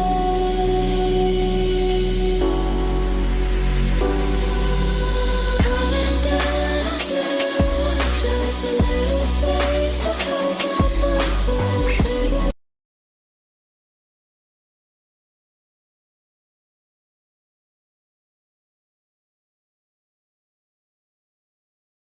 They were just about to start, and Jimmy said, "Can I talk to you, buddy?" I said, "Of course." So we went back, and he said he was very broken up about it. He didn't want this, but he said, "I don't know what to do." And I said, "You think I shouldn't do the show?" He said, "It's just I have so much pressure from people, He goes, "People are crying." I said, "People are crying? People are crying?" He said, "Yeah." He said, "Like, senior producers are crying." I was like, "Good Lord." I go, "Well, bring them in and let me talk to them. I don't want to make people cry, Right. I didn't even know I had the capacity to make people cry, to tell you the truth. Right. So I felt so bad from that comment. And then, so Jimmy said, come back whenever you want, but I think it'll hurt the show tonight. And I said, "Well, Jimmy, I don't want to hurt your show. That's the last thing I want to do is hurt your show." He said, Jimmy Fallon came up to him in the dressing room and said people were crying. And he goes, people are crying. Oh, my God. People are pussies. Well, and I that's mean, why Norm people was are like- fucking pussies. We don't need to accommodate you because you're pussy and you're crying. We have, it's like emergency fire departments. Now there's emergency torch departments. Something happens. People, they run out with a flaming torch. Let's get them out and go. So he was literally at the show in the green room. Because Jimmy went back to talk to him, Jimmy Fallon, and said, like, what do we do about this, buddy? This was the article that just came out. The other thing I never figure out with all this stuff is Norm MacDonald comes on, does his sit down bit, makes everyone laugh, and then leaves. Is there anyone in the audience with their arms folded going, well, I can't enjoy this after reading that article he did several weeks ago? Or is there who would even know? Did you guys know? No. And that was the other thing in the article. It said, and I'm sorry I don't have it in front of me, but one of the producers, I believe, suggested that Norm opened the show with an apology. And Norm goes, it's not my show. What do you mean I opened the show with an apology? So they were just trying to figure this out, and then they just canceled it. Well, yeah. He's now my least favorite Jimmy. I tell you, if there was just a now, remember I, when now? Yeah. I don't think I said now. You did actually. I don't think I said. We can Check the tape. Check the tape. Remember, the old instinct would have been like, "Hey, let's lead your segment with this. We'll handle this in a funny way, but you can still get in whatever you need to say if you want to say it. Then you do several jokes, and we get the hell out of here. We'll go for a nightcap." Well, and that's what they said. They said, do we open with this, once you're sitting down? And he said, well, that kind of ruins the mood of the jokes. Why don't we address it at the end? And they said it was just too much of a thing. And just Listen, I'm sorry. Fallon is a pussy because Fallon ultimately is in charge. I just had the thought, like, oh, wow, Jimmy Fallon took the pussy way out. He How is a surprising. pussy because I've been around, Jeff's been around. Ultimately, when the guy with his name on the show says, hey, here's what I want to do. I really feel like this is what we're going to do. You can kind of veto, override anyone. It's probably a little less back than it was with, back in Letterman and Johnny Carson and all that kind of stuff. But you can just go, I'll handle this. We can do this. Yeah. I'm not going to walk down the hall and tell this guy who's been in the business 10 years longer than me that he can't come on and crack wise because he was actually truthful when somebody baited him into a question, probably, for the Los Angeles Times. So he's a pussy. Whoever was crying should just be fucking shit canned. You want to know about people who need to be shit canned? You want that person on your crew? And by the way, no one was crying. And if they were crying, they're unstable. Yeah. There's something wrong with that.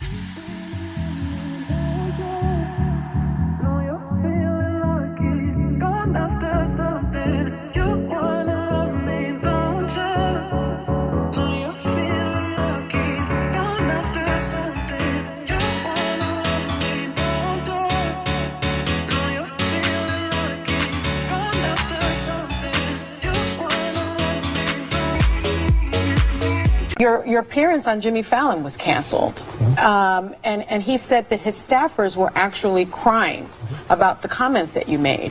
Were you surprised at that reaction? Weren't they crying that you were there? They were crying that he was there. That you were even there. Have you been surprised by this reaction? Yeah. Really? Well, yeah, I have been surprised because, I never did anything. I mean, I spoke, but I don't want to be tossed in with people that actually did, not crimes, but sins, or, I barely have consensual sex.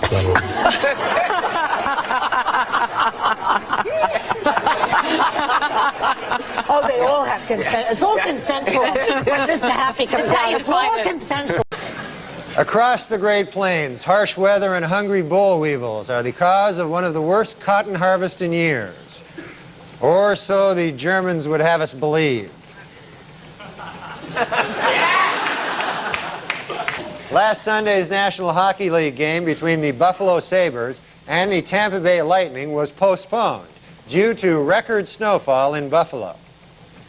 Or so the Germans would have us believe.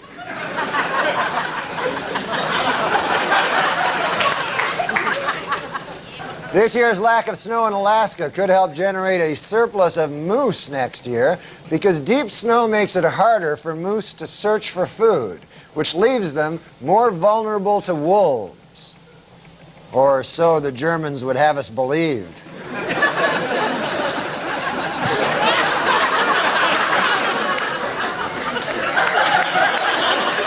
In Fort Pierce, Florida, many Bell South customers will no longer pay long-distance phone rates for nearby calls, but will instead be charged with a flat rate of 25 cents.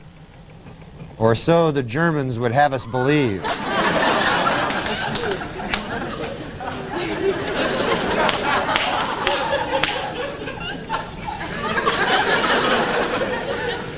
In Little Rock, Arkansas, a consumer group is proceeding with a petition drive to get a proposal on the November ballot that would exempt food from state sales tax.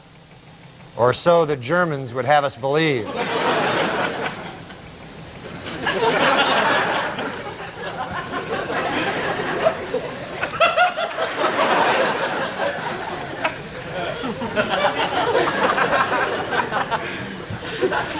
In St. Louis, archaeologists will use special radar on nearby landfills in an effort to find the 70-foot axle from a Ferris wheel, which was the centerpiece of the 1904 World's Fair. Or so the Germans would have us believe.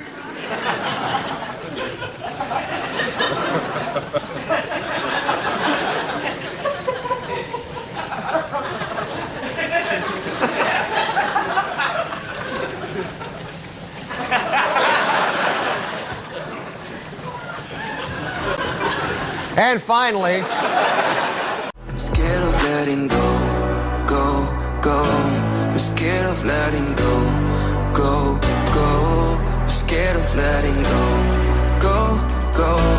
I'm scared of letting go of everything. I'm scared of letting go. Last year, German Shepherds were rated the nation's most effective police dogs by far, sniffing out more than $100 million worth of illegal drugs. Or so the German Shepherds would have us believe.